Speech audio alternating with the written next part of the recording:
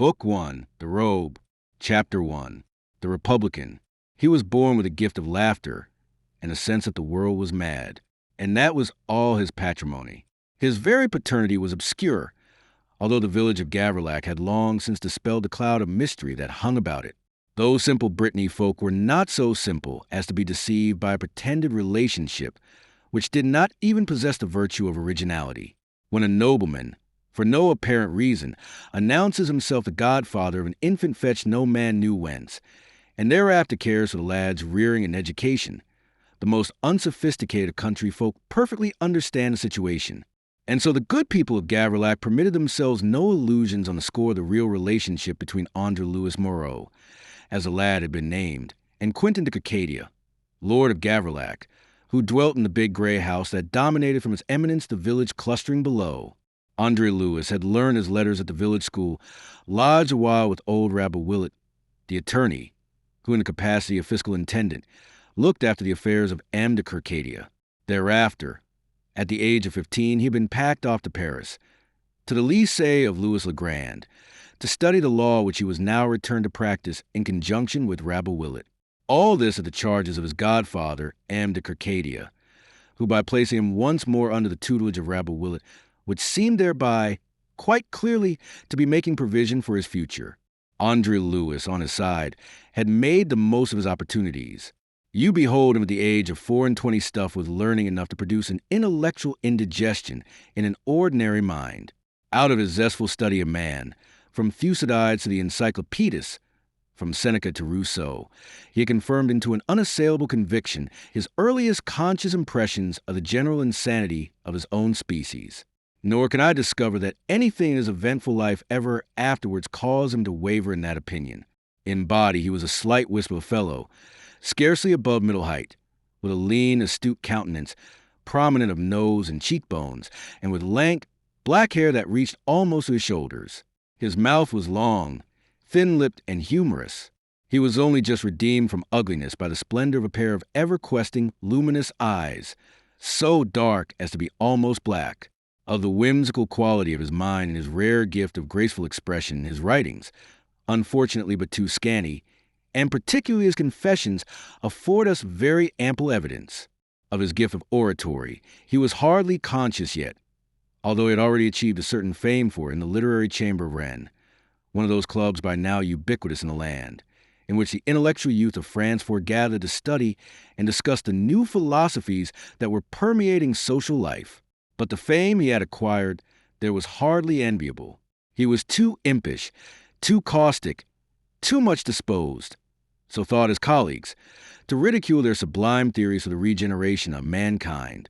Himself, he protested that he merely held them up to the mirror of truth, and that it was not his fault if when reflected there, they looked ridiculous. All that he achieved by this was to exasperate, and his expulsion from society grown mistrustful of him must already have followed, but for his friend, Philippe de Vilmorin, a divinity student of Rennes, who himself was one of the most popular members of the literary chamber. Coming to Gavrilac on a November morning, laden with news of the political storms which were then gathering over France, Philippe found in that sleepy Breton village matter to quicken his already lively indignation.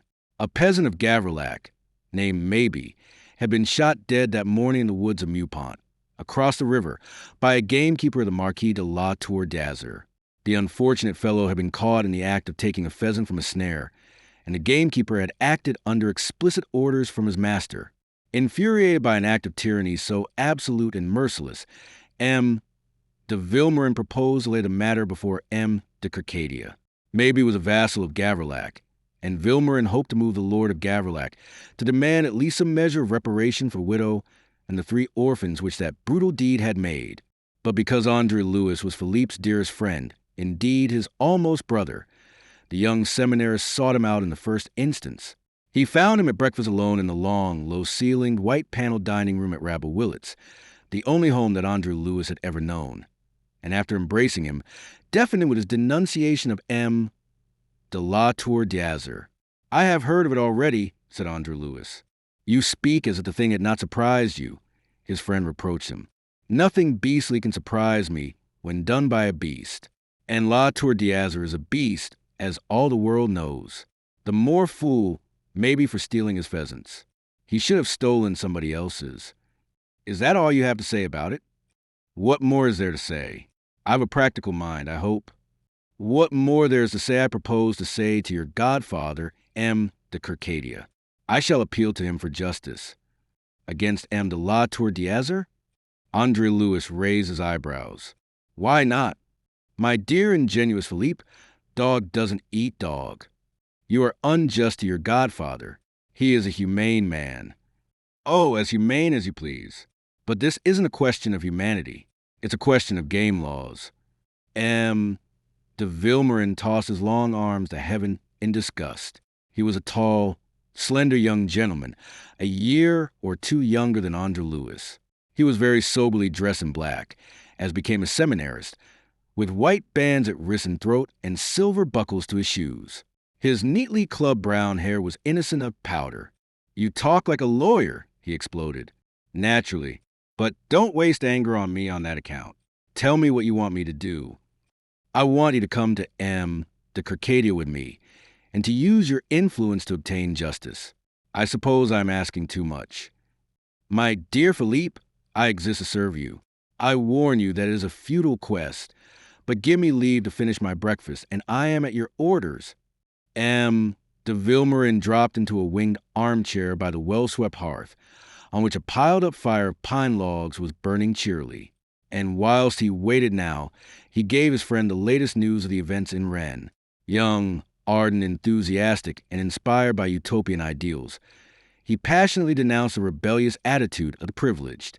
André-Louis, already fully aware of the trend of feeling in the ranks of an order in whose deliberations he took part as the representative of a nobleman, was not at all surprised by what he heard. M.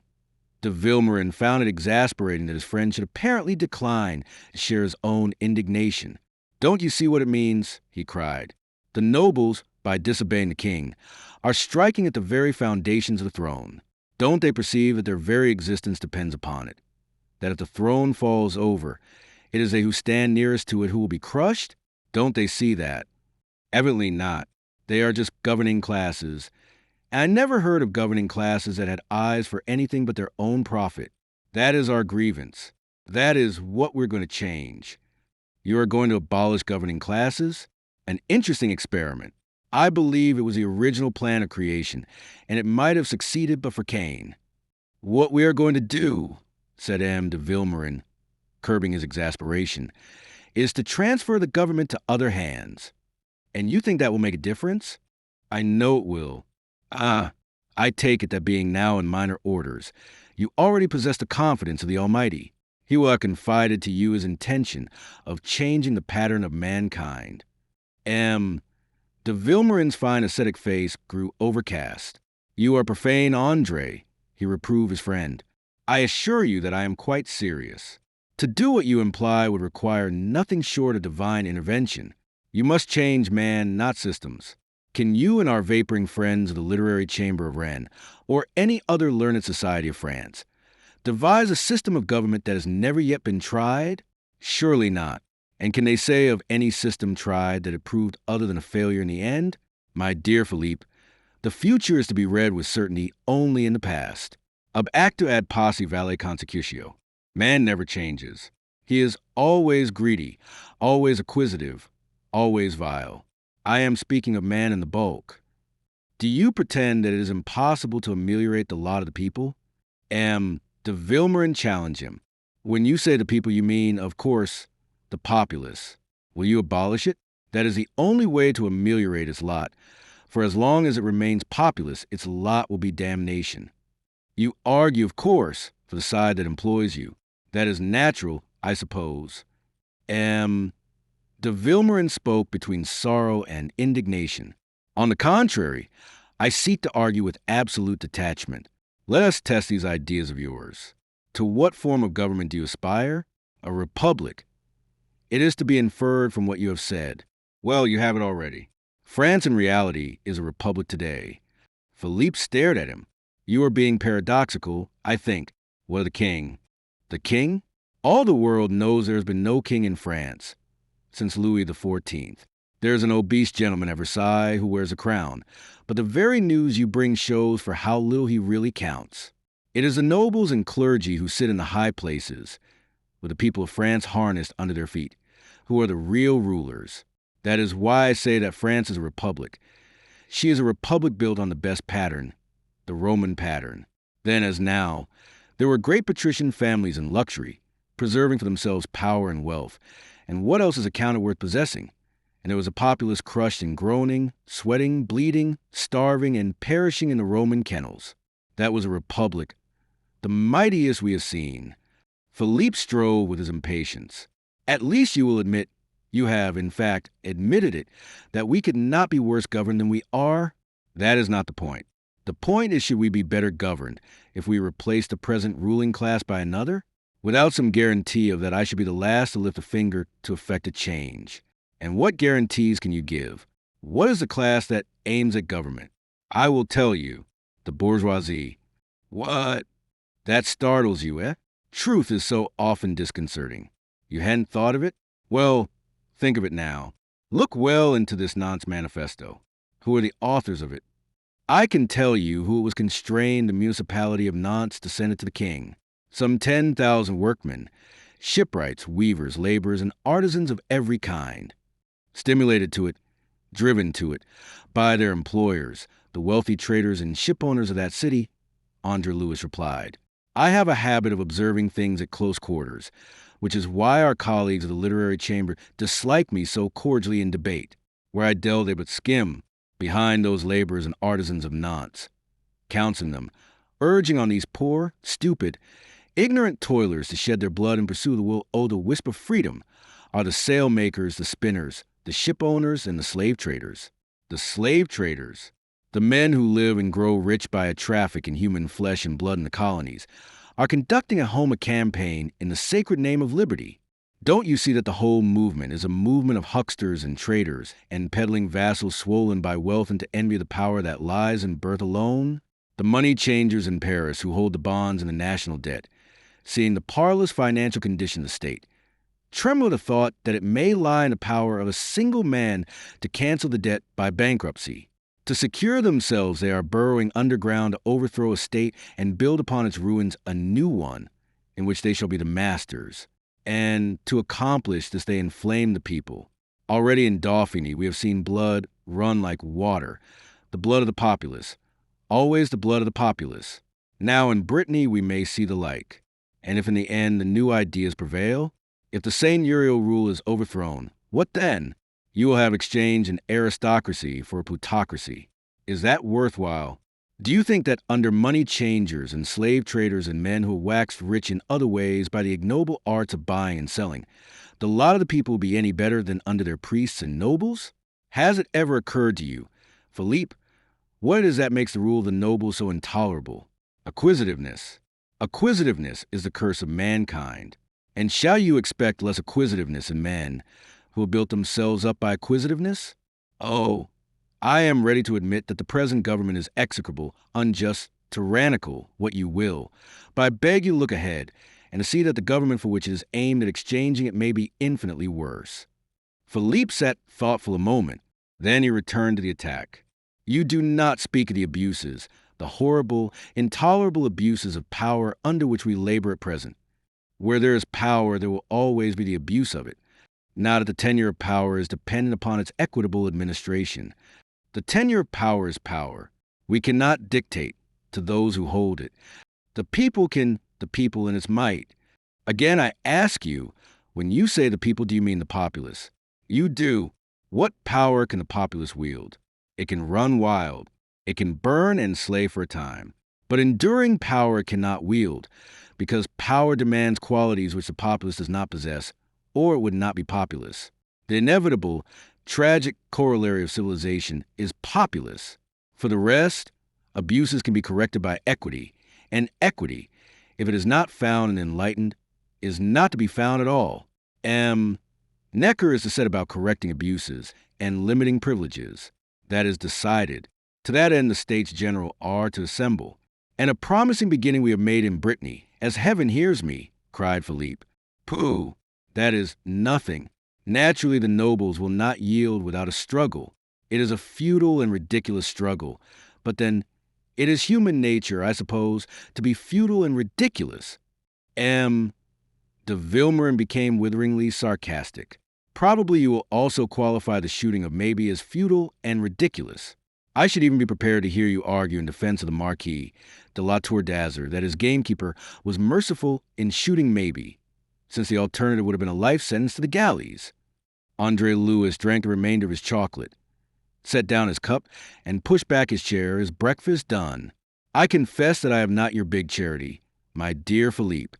I am touched by Maybe's fate. But, having conquered the shock of this news to my emotions, I do not forget that, after all, Maybe was thieving when he met his death. De Vilmorin heaved himself up in his indignation. That is the point of view to be expected in one who is the assistant fiscal intendant of a nobleman, and the delegate of a nobleman to the States of Brittany. Philippe, is that just? You are angry with me, he cried, in real solicitude. I am hurt, Vilmorin admitted. I am deeply hurt by your attitude, and I am not alone in resenting your reactionary tendencies. Do you know that the literary chamber is seriously considering your expulsion? André-Louis shrugged. That neither surprises nor troubles me. De Vilmorin swept on passionately. Sometimes I think that you have no heart. With you it is always the law, never equity. It occurs to me, André, that I was mistaken in coming to you. You are not likely to be of assistance to me in my interview with M. de Circadia. He took up his hat, clearly with the intention of departing. André-Louis sprang up and caught him by the arm. I vow, said he, that this is the last time ever I shall consent to talk law or politics with you, Philippe. I love you too well to quarrel with you over other men's affairs. But I make them my own, Philippe insisted vehemently. Of course you do, and I love you for it. It is right that you should. You are to be a priest, and everybody's business is a priest's business, whereas I am a lawyer, the fiscal intendant of noblemen, as you say, and a lawyer's business is the business of his client. That is the difference between us. Nevertheless, you are not going to shake me off. But I tell you frankly, now that I come to think of it, that I should prefer you did not see M. de Circadia with me. Your duty to your client cannot be a help to me. His wrath had passed, but his determination remained firm, based upon the reason he gave. Very well, said André-Louis. It shall be as you please.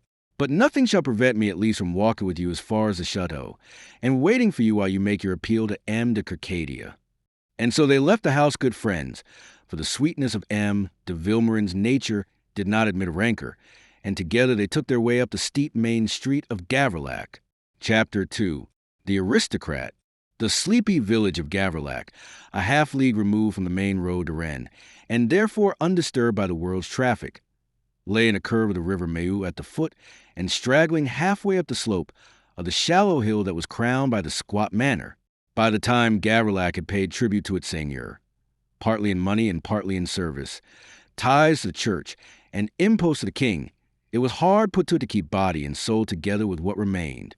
Yet, hard as conditions were in Gavrillac, they were not so hard as in many other parts of France.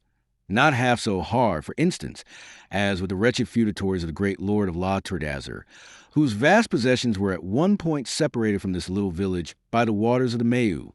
The Château de Gavrillac owed such seigneurial airs as might be claimed for it to its dominant position above the village rather than any feature of its own. Built of granite, like all the rest of Gavrillac, though mellowed by some 3 centuries of existence, it was a squat, flat-fronted edifice of 2 stories, each lighted by 4 windows with external wooden shutters, and flanked at either end by 2 square towers or pavilions under extinguisher roofs. Standing well back in a garden, denuded now, but very pleasant in summer, and immediately fronted by a fine sweep of balustrade terrace, it looked, what indeed it was, and always had been, the residence of unpretentious folk who found more interest in husbandry than in adventure.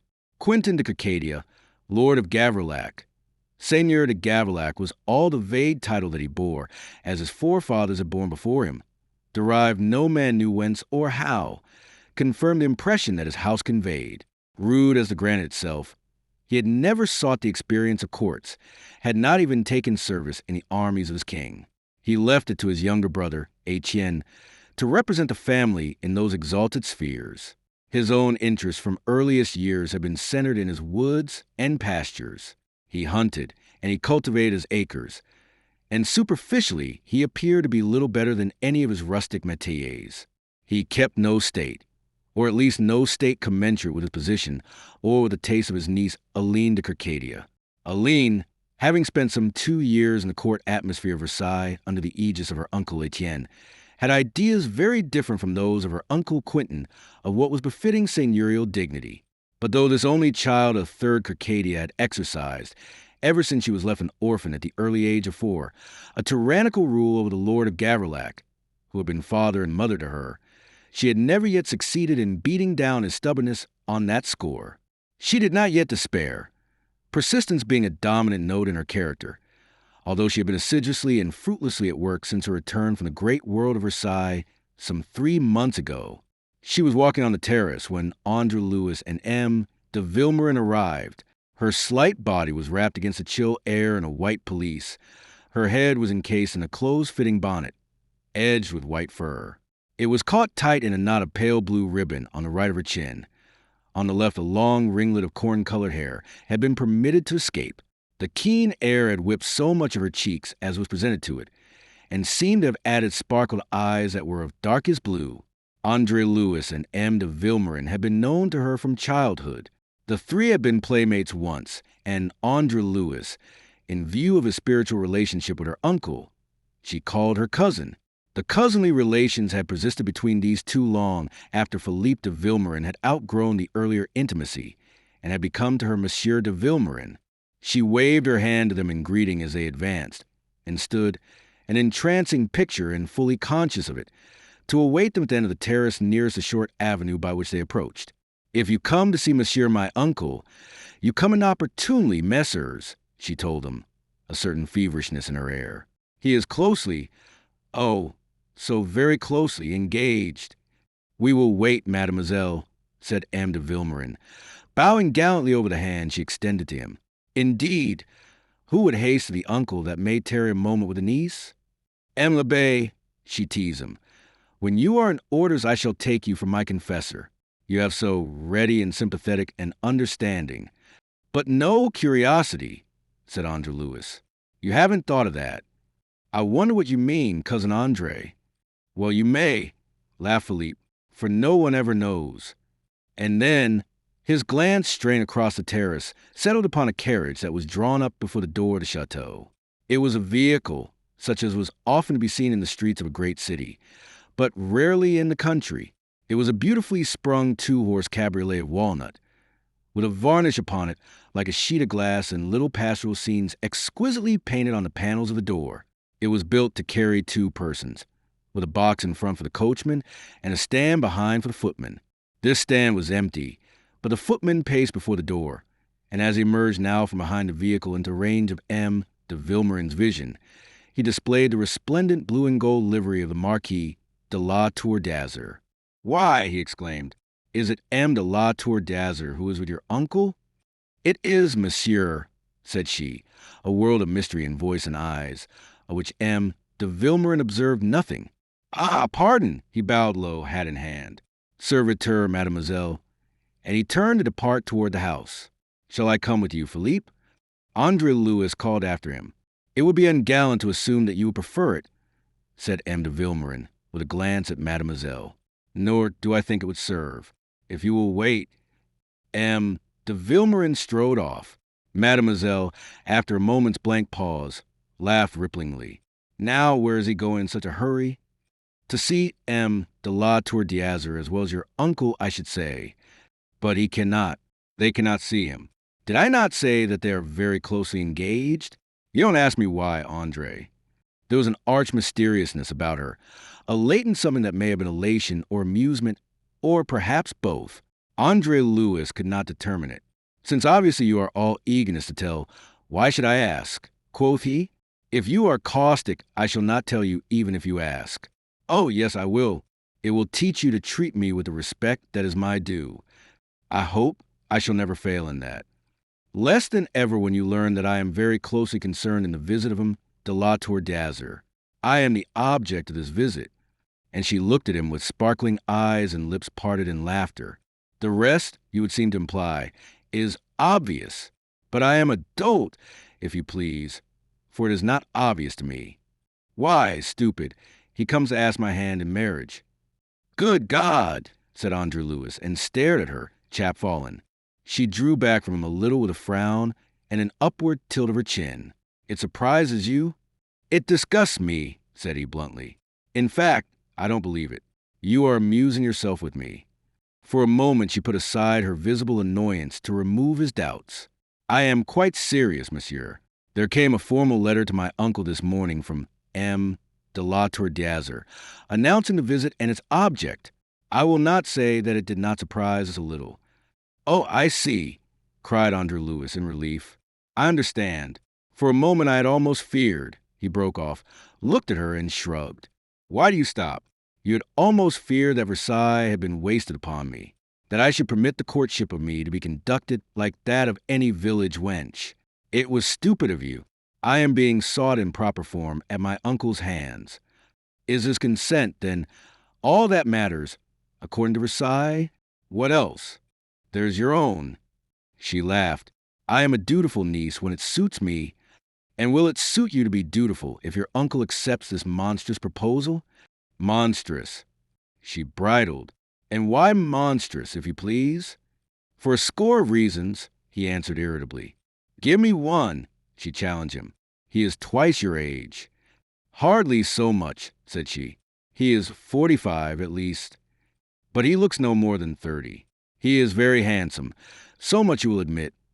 Nor will you deny that he is very wealthy and very powerful. The greatest nobleman in Brittany. He will make me a great lady. God made you that, Aline. Come, that's better. Sometimes you can almost be polite. And she moved along the terrace, André-Louis pacing beside her. I can be more than that to show reason why you should not let this beast befoul the beautiful thing that God has made.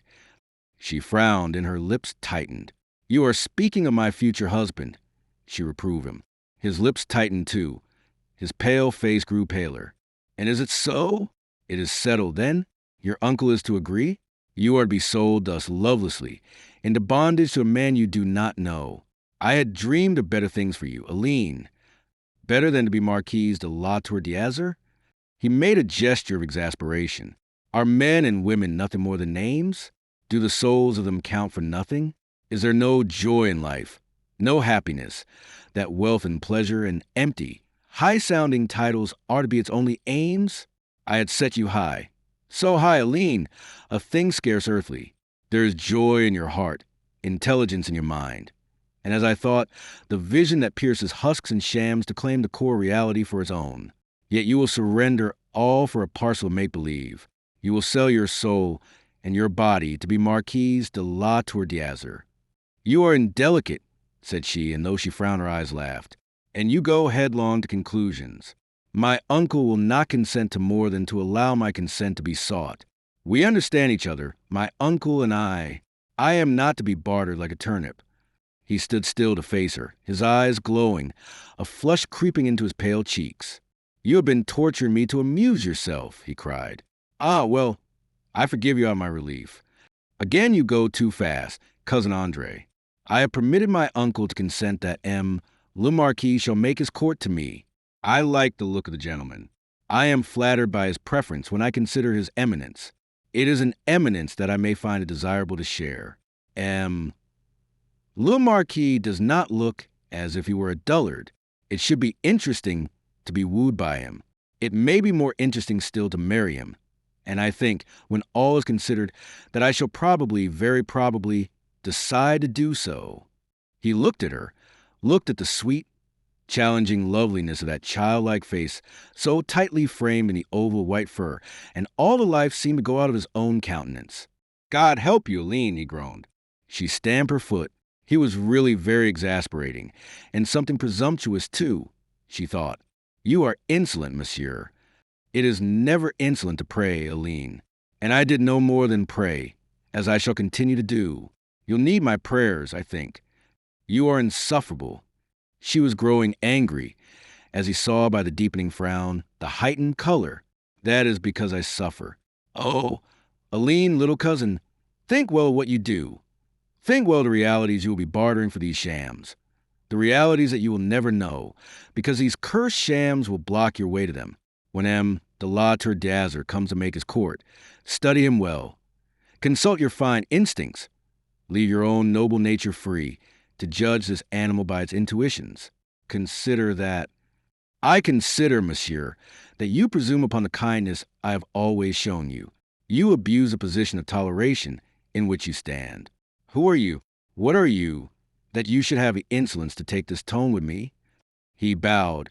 Instantly his cold, detached self again, and resumed the mockery that was his natural habit.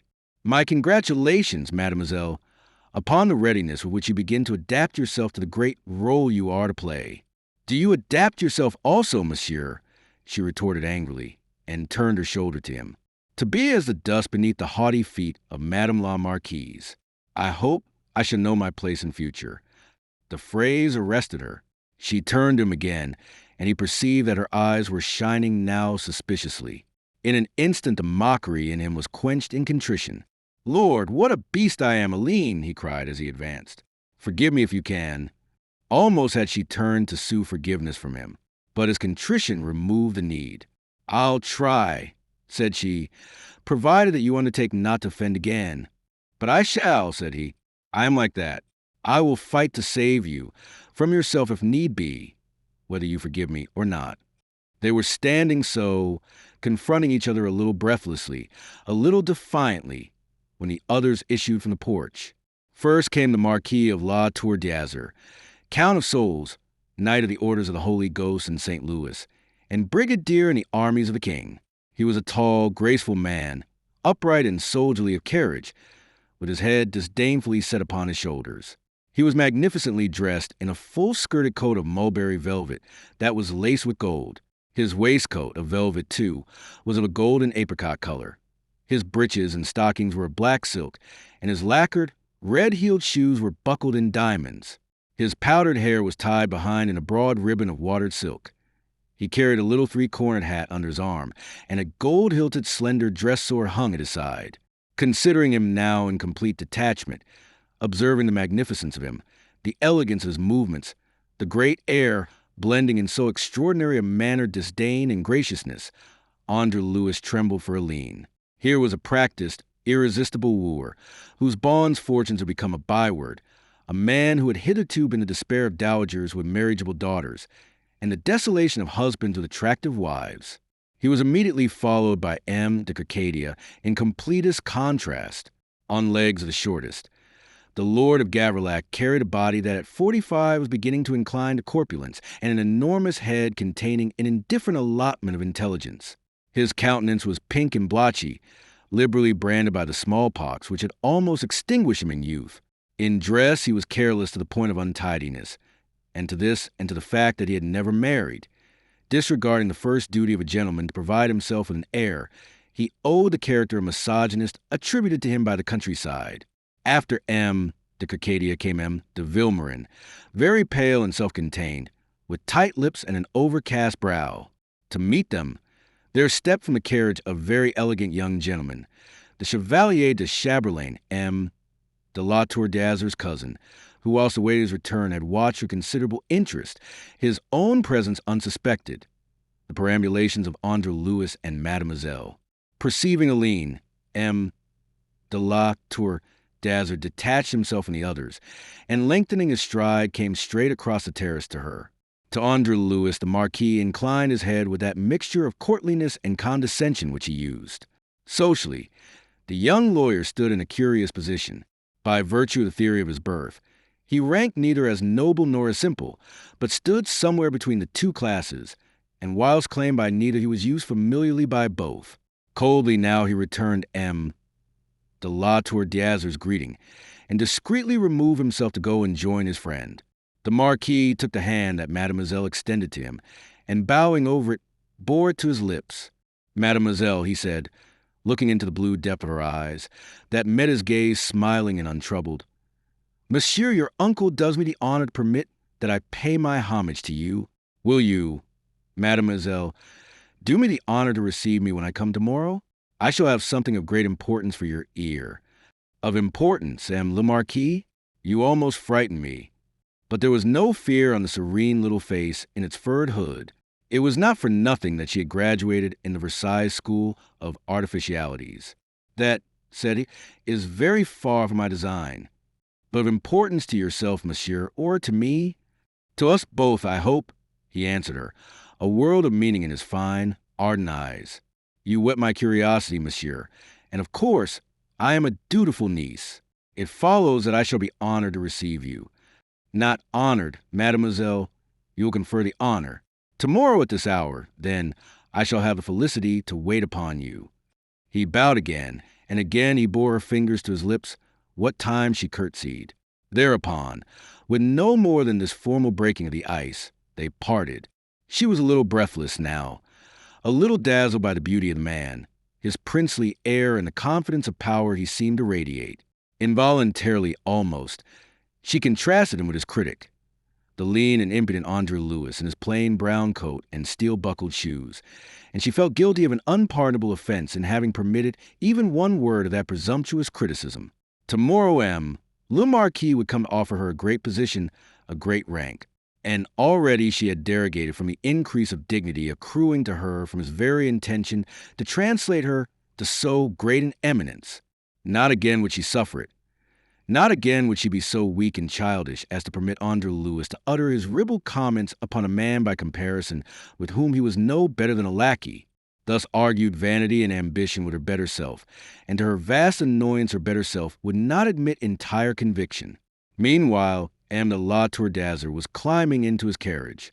He had spoken a word of farewell to Arcadia, and he had also had a word for de Vilmorin in reply, to which de Vilmorin had bowed in assenting silence. The carriage rolled away, the powdered footman in blue and gold very stiff behind it. De la Tour d'Azur bowing to mademoiselle, who waved him in answer. Then de Vilmorin put his arm through that of André-Louis and said to him, "Come, André, but you'll stay to dine, both of you," cried the hospitable Lord of Gavrillac. "We'll drink a certain toast," he added, winking an eye that strayed towards mademoiselle, who was approaching.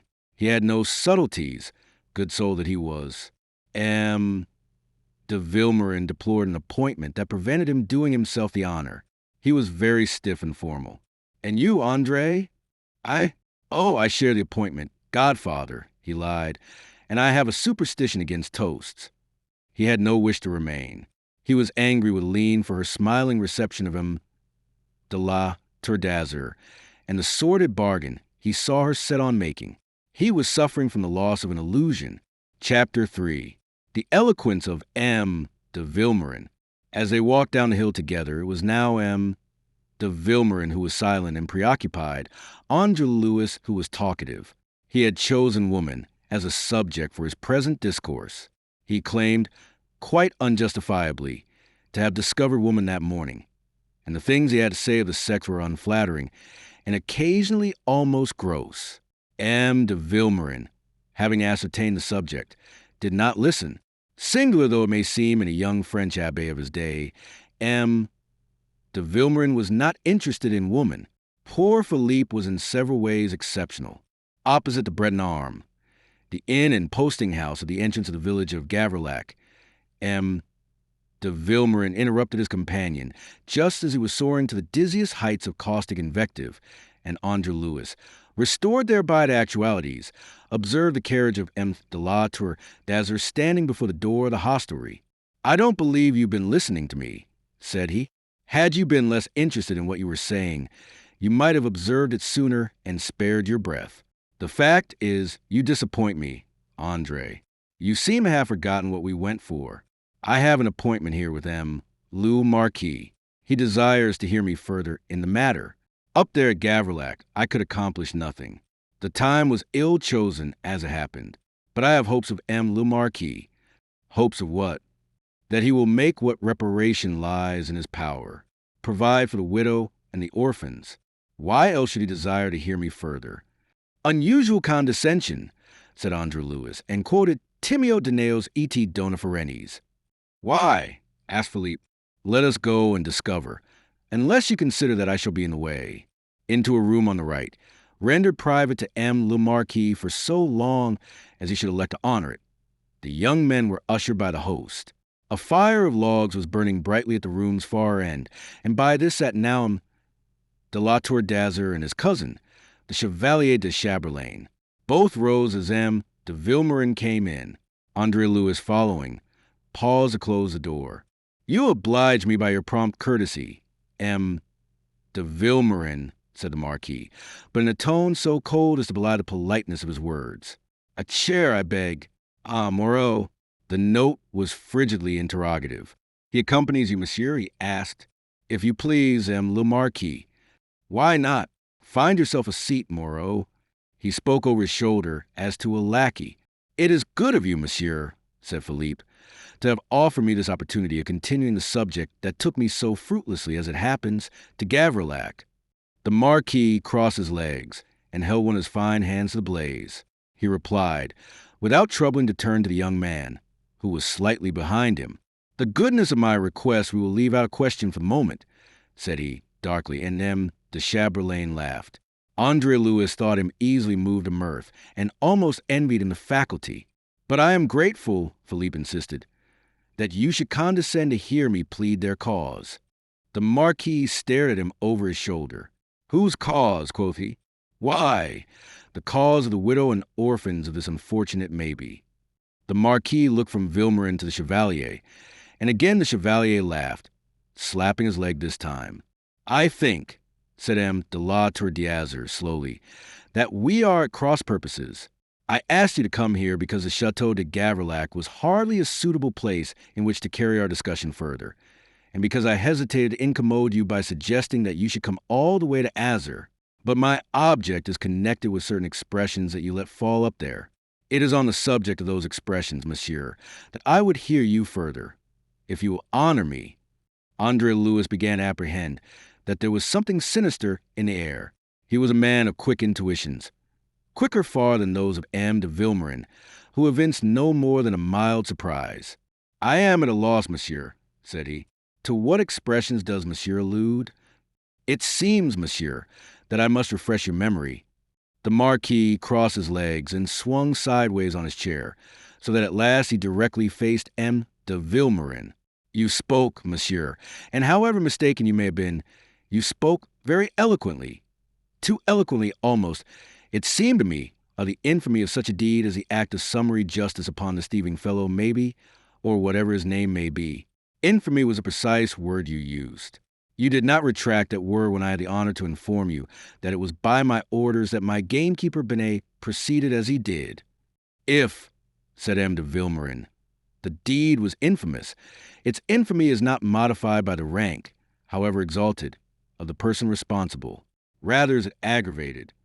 Ah, said M. le Marquis, and drew a gold snuff-box from his pocket. You say, if the deed was infamous, monsieur, am I to understand that you are no longer as convinced as you appear to be of its infamy? M. de Vilmorin's fine face wore a look of perplexity. He did not understand the drift of this. It occurs to me, M. le Marquis, in view of your readiness to assume responsibility, that you must believe justification for the deed which is not apparent to myself.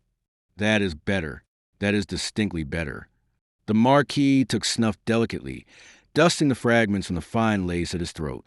You realize that with an imperfect understanding of these matters, not being yourself a landowner, you may have rushed to unjustifiable conclusions. That is indeed the case. May it be a warning to you, monsieur, when I tell you that for months past I have been annoyed by similar depredations. You will perhaps understand that it had become necessary to employ a deterrent sufficiently strong to put an end to them. Now that the risk is known, I do not think there will be any more prowling in my coverts. And there's more in it than that, M. de Vilmorin. It is not the poaching that annoys me so much as a contempt for my absolute and inviolable rights. There is, monsieur, as you cannot fail to have observed, an evil spirit of insubordination in the air, and there is one only way in which to meet it, to tolerate it, in however slight a degree, to show leniency, however leniently disposed, would entail having recourse to still harsher measures tomorrow. You understand me, I am sure. And you will also, I am sure, appreciate the condescension of what amounts to an explanation from me where I cannot admit that any explanations were due. If anything what I have said is still obscure to you, I refer you to the game laws, which your lawyer friend will expound for you at need. With that, the gentleman swung round again to face the fire. It appeared to convey the intimation that the interview was at an end, and yet this was not by any means the intimation that it conveyed to the watchful, puzzled, vaguely uneasy André-Louis. It was, thought he, a very curious, a very suspicious oration. It affected to explain with a politeness of terms and a calculated insolence of tone, whilst in fact it could only serve to stimulate and goad a man of M. de Vilmorin's opinions. And that is precisely what it did. He rose. "Are there in the world no laws but game laws?" he demanded, angrily. "Have you never by any chance heard of the laws of humanity?" The Marquis sighed wearily. "What have I to do with the laws of humanity?" he wondered. De Vilmorin looked at him a moment in speechless amazement. "Nothing, Le Marquis. That is, alas, too obvious. I hope you will remember in the hour when you may wish to appeal to those laws which you now deride." De la Tour d'Azur threw back his head sharply, his high-bred face imperious. "Now what precisely shall that mean? It is not the first time today that you have made use of dark sayings that I could almost believe to veil the presumption of a threat." "Not a threat, Le Marquis, a warning that such deeds as these against God's creatures—" "Oh, you may sneer, monsieur, but they are God's creatures, even as you or I, neither more nor less, deeply though the reflection may wound your pride. In his eyes, of your charity. Spare me a sermon, l'Abbé. You mock, monsieur. You laugh. Will you laugh? I wonder, when God presents his reckoning to you for the blood and plunder with which your hands are full." "Monsieur." The word, sharp as the crack of a whip, was from M. de Chaberlain, who bounded to his feet. But instantly the Marquis repressed him. "Sit down, Chevalier. You are interrupting him, l'Abbé, and I should like to hear him further. He interests me profoundly." In the background, André-Louis, too, had risen, brought to his feet by alarm, by the evil that he saw written on the handsome face of M. de la Tour d'Azur. He approached and touched his friend upon the arm. "Better be going, Philippe," said he. But M. de Vilmorin, caught in the relentless grip of passions long repressed, was being hurried by them recklessly along. "Oh, monsieur," said he, "consider what you are and what you will be. Consider how you and your kind live by abuses. And consider the harvest that abuses must ultimately bring." "Revolutionist," said Le Marquis contemptuously. "You have the effrontery to stand before my face and offer me the stinking cant of your modern so-called intellectuals. Is it cant, monsieur? Do you believe in your soul that it is cant? Is it cant that the feudal grip is on all things that live, crushing them like grapes in press? To its own profit? Does it not exercise its rights upon the waters of the river, the fire that bakes the poor man's bread of grass and barley, on the wind that turns a mill? The peasant cannot take a step upon the road, cross a crazy bridge over a river, buy an ell of cloth in the village market, without meeting feudal rapacity, without being taxed in feudal dues. Is not that enough, Le Marquis? Must you also demand his wretched life in payment for the least infringement of your sacred privileges, careless of what widows or orphans you dedicate to woe? Will naught content you, but that your shadow must lie like a curse upon the land? And do you think in your pride that France, this job among the nations, will suffer forever?" He paused as if for a reply, but none came. The Marquis considered him, strangely silent, a half-smile of disdain at the corners of his lips, an ominous hardness in his eyes. Again André-Louis tugged at his friend's sleeve. Philippe shook him off and plunged on fanatically. "Do you see nothing of the gathering clouds that herald the coming of the storm?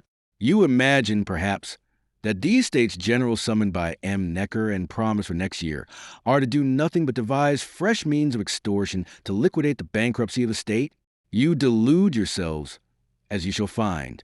The third estate, which you despise, will prove itself a preponderating force, and will find a way to make an end of this canker of privilege that is devouring the vitals of this unfortunate country."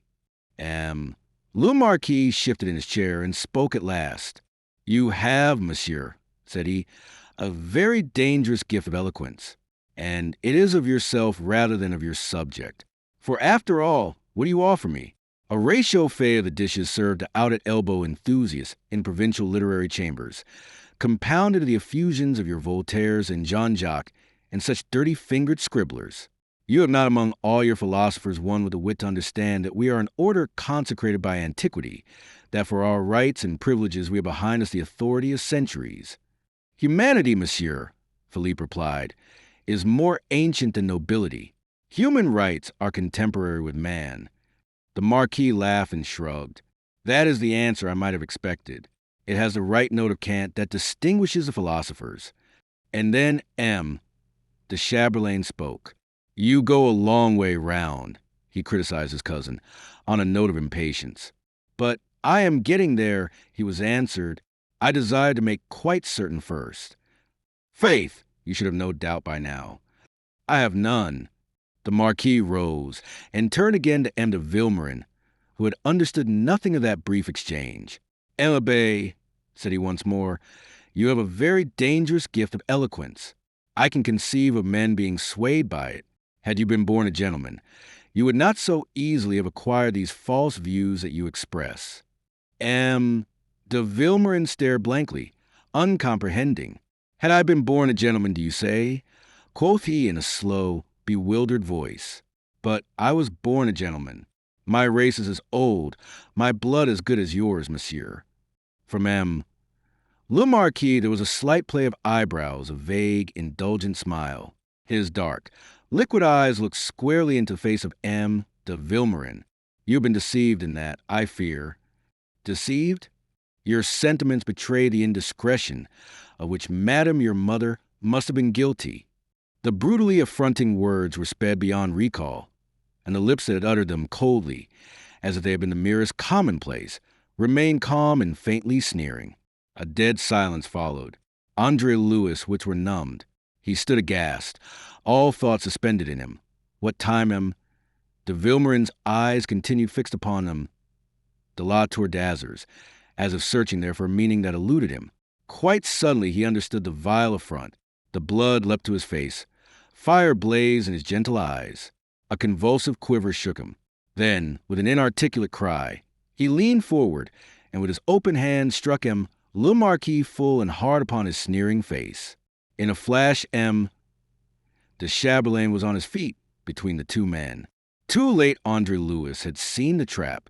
La Tour d'Azur's words were but as a move in a game of chess, calculated to exasperate his opponent into some such countermove as this, a countermove that left him entirely at the other's mercy. M. Le Marquis looked on, very white save where M. de Vilmorin's fingerprints began slowly to color his face, but he said nothing more. Instead, it was M. de Chamberlain who now did the talking, taking up his preconcerted part in this vile game. You realize, monsieur, what you have done, said he coldly to Philippe, and you realize, of course, what must inevitably follow. M. de Vilmorin had realized nothing. The poor young man had acted upon impulse, upon the instinct of decency and honor, never counting the consequences. But he realized them now at the sinister invitation of M. de Chamberlain, and if he desired to avoid these consequences, it was out of respect for his priestly vocation, which strictly forbade such adjustment of disputes as M. de Chamberlain was clearly thrusting upon him. He drew back. Let one affront wipe out the other, said he, in a dull voice. The balance is still in M. Le Marquis' favor. Let that content him. Impossible. The Chevalier's lips came together tightly. Thereafter he was suavity itself, but very firm. A blow has been struck, monsieur. I think I am correct in saying that such a thing has never happened before M. Le Marquis in all his life. If you felt yourself affronted, you had but to ask the satisfaction due from one gentleman to another. Your action would seem to confirm the assumption that you found so offensive, but it does not on that account render you immune from the consequences. It was, you see, M. de Chamberlain's part to heap coals upon this fire, to make quite sure that their victim should not escape them. I desire no immunity, flashed back the young seminarist, stung by this fresh goad.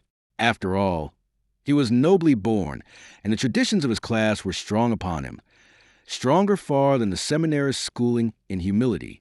He owed it to himself, to his honor, to be killed rather than avoid the consequences of the thing he had done. "But he does not wear a sword, messrs," cried André-Louis, aghast. "That is easily amended. He may have the loan of mine." "I mean, messrs," André-Louis insisted, between fear for his friend and indignation, "that it is not his habit to wear a sword, that he has never worn one, that he is untutored in its uses. He is a seminarist, a postulant for holy orders, already half a priest, and so forbidden from such an engagement as you propose." "All that he should have remembered before he struck a blow," said M. de Chamberlain, politely. "The blow was deliberately provoked," raged André-Louis. Then he recovered himself, though the other's haughty stare had no part in that recovery. "Oh my God, I talk in vain. How is one to argue against a purpose formed? Come away, Philippe. Don't you see the trap?" De Vilmorin cut him short and flung him off. "Be quiet, André. Le Marquis is entirely in the right. Le Marquis is in the right." André-Louis let his arms fall helplessly. This man he loved above all other living men was caught in the snare of the world's insanity. He was bearing his breast a knife for the sake of a vague, distorted sense of the honor due to himself. It was not that he did not see the trap. It was that his honor compelled him to disdain consideration of it. To André-Louis in that moment, he seemed a singularly tragic figure. Noble, perhaps, but very pitiful. Chapter 4. The Heritage. It was M. de Vilmorin's desire that the matter should be settled out of hand. In this, he was at once objective and subjective, a prey to emotions sadly at conflict with his priestly vocation. He was above all in haste to have done, so that he might resume a frame of mind more proper to it. Also he feared himself a little, by which I mean that his honor feared his nature. The circumstances of his education, and the goal that for some years now he had kept in view, had robbed him of much of that spirited brutality that is the birthright of the male. He had grown timid and gentle as a woman. Aware of it, he feared that once the heat of his passion was spent, he might betray a dishonoring weakness in the ordeal. Le Marquis, on his side, was no less eager for an immediate settlement. And since they had M. de Chamberlain to act for his cousin, and André-Louis to serve as witness for M. de Vilmorin, there was nothing to delay them.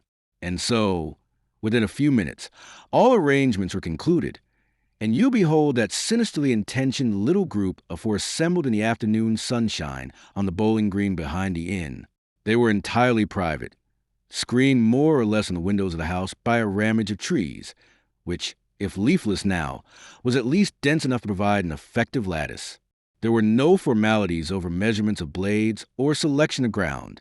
Le Marquis removed his sword belt and scabbard, but declined, not considering it worthwhile for the sake of so negligible an opponent, to divest himself either of his shoes or his coat. Tall, lithe, and athletic, he stood to face the no less tall, but very delicate and frail M. de Vilmorin. The latter also disdained to make any of the usual preparations. Since he recognized that it could avail him nothing to strip, he came on guard fully dressed, 2 hectic spots above the cheekbones burning on his otherwise gray face. M. de Chamberlain, leaning upon a cane, for he had relinquished his sword into Vilmorin, looked on with quiet interest. Facing him on the other side of the combatants stood André-Louis, the palest of the 4, staring from fevered eyes, twisting and untwisting clammy hands. His every instinct was to fling himself between the antagonists, to protest against and frustrate this meeting. That sane impulse was curbed, however, by the consciousness of its futility. To calm him, he clung to the conviction that the issue could not really be very serious. If the obligations of Philippe's honor compelled him to cross sword with the man he had struck, M. de la Tour d'Azur's birth compelled him no less to do no serious hurt to the unfledged lad he had so grievously provoked. Le Marquis, after all, was a man of honor. He could intend no more than to administer a lesson, sharp perhaps, but one by which his opponent must live to profit. André-Louis clung obstinately to that for comfort. Steel beat on steel, and the men engaged. The Marquis presented to his opponent the narrow edge of his upright body, his knees slightly flexed and converted into living springs, whilst M. de Vilmorin stood squarely, a full target, His knees wouldn't. Honor and the spirit of fair play alike cried out against such a match. The encounter was very short, of course. In youth, Philippe had received the tutoring in swordplay that was given to every boy born into a station of life. And so, he knew at least the rudiments of what was now expected of him. But what could rudiments avail him here? 3 disengages completed the exchanges, and then without any haste the Marquis slid his right foot along the moist turf, his long, graceful body extending itself in a lunge that went under M. de Vilmorin's clumsy guard, and with the utmost deliberation he drove his blade to the young man's vitals. André-Louis sprang forward just in time to catch his friend's body under the armpits as it sank. Then, his own legs bending beneath the weight of it, he went down with his burden until he was kneeling on the damp turf. Philippe's limp head lay against André-Louis' left shoulder. Philippe's relaxed arms trailed at his sides. The blood welled and bubbled from the ghastly wound to saturate the poor lad's garments. With white face and twitching lips, André-Louis looked up at la Tourdazer, who stood surveying his work with a countenance of grave but remorseless interest. "You have killed him!" cried André-Louis. "Of course." The Marquis ran a lace handkerchief along his blade to wipe it. As he let the dainty fabric fall, he explained himself. He had, as I told him, a too dangerous gift of eloquence. And he turned away, leaving completest understanding with André-Louis. Still supporting the limp, draining body, the young man called to him, "Come back, you cowardly murderer, and make yourself quite safe by killing me too." The Marquis half turned, his face dark with anger. Then de Chamberlain set a restraining hand upon his arm. Although a party throughout the deed, the Chevalier was a little appalled now that it was done. He had not the high stomach of de la Tourdazer, and he was a good deal younger. "Come away," he said. "The lad is raving." They were friends. "You heard what he said?" quoth the Marquis. "Nor can he or you or any man deny it," flung back André-Louis. "Yourself, monsieur, you made confession when you gave me now the reason why you killed him. You did it because you feared him." "If that were true, what then?" asked the great gentleman. "Do you ask? Do you understand of life and humanity nothing but how to wear a coat and dress your hair? Oh, yes, and to handle weapons against boys and priests? Have you no mind to think, no soul into which you can turn its vision? Must you be told that it is a coward's part to kill the thing he fears, and doubly a coward's part to kill in this way? Had you stabbed him in the back with a knife, you would have shown the courage of your vileness. It would have been a vileness undisguised. But you feared the consequences of that, powerful as you are, and so you shelter your cowardice under the pretext of a duel." The Marquis shook off his cousin's hand, and took a step forward, holding now his sword like a whip. But again the Chevalier caught and held him. "No, no, Gervais. Let be in God's name." "Let him come, monsieur," raved André-Louis, his voice thick and concentrated. "Let him complete his coward's work on me, and thus make himself safe from a coward's wages."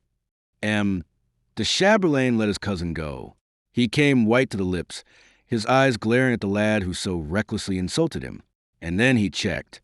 It may be that he remembered suddenly the relationship in which this young man was popularly believed to stand to the Seigneur de Gavrillac, and the well-known affection in which the Seigneur held him. And so, he may have realized that if he pushed this matter further, he might find himself upon the horns of a dilemma. He would be confronted with the alternatives of shedding more blood, and so embroiling himself with the Lord of Gavrillac at a time when that gentleman's friendship was of the first importance to him, or else withdrawing with such hurt to his dignity as must impair his authority in the countryside hereafter. Be it so or otherwise, the fact remains that he stopped short. Then, with an incoherent ejaculation, between anger and contempt, he tossed his arms, turned on his heel, and strode off quickly with his cousin. When the landlord and his people came, they found André-Louis, his arms about the body of his dead friend, murmuring passionately into the deaf ear that rested almost against his lips. "Philippe, speak to me, Philippe. Philippe, don't you hear me? Oh, God of heaven, Philippe." At a glance, they saw that here neither priest nor doctor could avail. The cheek that lay against André-Louis's was leaden-hued. The half-open eyes were glazed, and there was a little froth of blood upon the vacuously parted lips. Half blinded by tears, André-Louis stumbled after them when they bore the body into the inn. Upstairs in a little room to which they conveyed it, he knelt by the bed, and holding the dead man's hand in both his own, he swore him out of his impotent rage that de la Tourdazer, should pay a bitter price for this. It was your eloquence he feared, Philippe, he said. Then if I can get no justice for this deed, at least it shall be fruitless to him. The thing he feared in you, he shall fear in me. He feared that men might be swayed by your eloquence to the undoing of such things as himself. Men shall be swayed by it still. For your eloquence and your arguments shall be my heritage from you. I will make them my own. It matters nothing that I do not believe in your gospel of freedom. I know it, every word of it. That is all that matters to our purpose, yours and mine. If all else fails, your thoughts shall find expression in my living tongue. Thus at least we shall have frustrated his vile aim to still the voice he feared. It shall profit him nothing to have your blood upon his soul. That voice in you would never half so relentlessly have hounded him, and is as it shall in me, if all else fails. It was an exulting thought. It calmed him. It soothed his grief, and he began very softly to pray. And then his heart trembled as he considered that Philippe, a man of peace, almost a priest, an apostle of Christianity, had gone to his Maker with the sin of anger on his soul. It was horrible, yet God would see the righteousness of that anger, and in no case, be man's interpretation of divinity what it might. Could that one sin outweigh the loving good that Philippe had ever practiced, the noble purity of his great heart? God, after all, reflected André-Louis, was not a grand seigneur. Chapter 5. The Lord of Gavrillac. For the second time that day André-Louis set out for the chateau, walking briskly, and heeding not at all the curious eyes that followed him to the village, and the whisperings that marked his passage through people, all agog by now with that day's event in which he had been an actor. He was ushered by Benoit, the elderly body servant, rather grandiloquently called the seneschal, into the ground floor room known traditionally as the library. It still contained several shelves of neglected volumes, for which it derived its title, but implements of chase, fowling pieces, powder horns, hunting bags, sheath knives, obtruded far more prominently than those of study. The furniture was massive, of oak richly carved, and belonging to another age.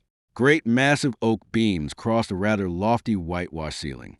Here the squat Seigneur de Gavrillac was restlessly pacing when André-Louis was introduced. He was already informed, as he announced at once, of what had taken place at the Breton Arme. The Chamberlain had just left him, and he confessed himself deeply grieved and deeply perplexed. The pity of it, he said, the pity of it. He bowed his enormous head. So estimable a young man, and so full of promise. This La Tourdazer is a hard man, and he feels very strongly in these matters. He may be right. I don't know. I have never killed a man for holding different views from mine. In fact, I have never killed a man at all. It isn't in my nature. I shouldn't sleep of nights if I did. But men are differently made. The question, Monsieur my godfather, said André-Louis, is what is to be done? He was quite calm and self-possessed, but very white. De Circadia stared at him blankly out his pale eyes. Why? What the devil is there to do? From what I am told, Vilmorin went so far as to strike le Marquis, under the very grossest provocation, which he himself provoked by his revolutionary language. The poor lad's head was full of this encyclopedic trash. It comes of too much reading. I have never set much store by books, André, and I have never known anything but trouble to come out of learning. It unsettles a man. It complicates his views of life, destroys the simplicity which makes for peace of mind and happiness. Let this miserable affair be a warning to you, André. You are yourself too prone to these new-fashioned speculations upon a different constitution of the social order. You see what comes of it. A fine, estimable young man, the only prop of his widowed mother too, forgets himself, his position, his duty to that mother, everything, and goes and gets himself killed like this. It is infernally sad. On my soul, it is sad. He produced a handkerchief and blew his nose with vehemence. André-Louis felt a tightening of his heart, a lessening of the hopes, never too sanguine, which he had founded upon his godfather. Your criticisms, he said, are all for the conduct of the dead, and none for that of the murderer. It does not seem possible that you should be in sympathy with such a crime. Crime, shrilled M. de Circadia. My God, boy, you are speaking of M. de la Tour d'Azur.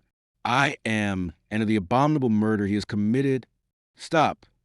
M. de Circadia was very emphatic. I cannot permit that you apply such terms to him. I cannot permit it. M. Le Marquis is my friend, and is likely very soon to stand in a still closer relationship. Notwithstanding this, asked André-Louis. M. de Circadia was frankly impatient. Why? What has this to do with it? I may deplore it, but I have no right to condemn it.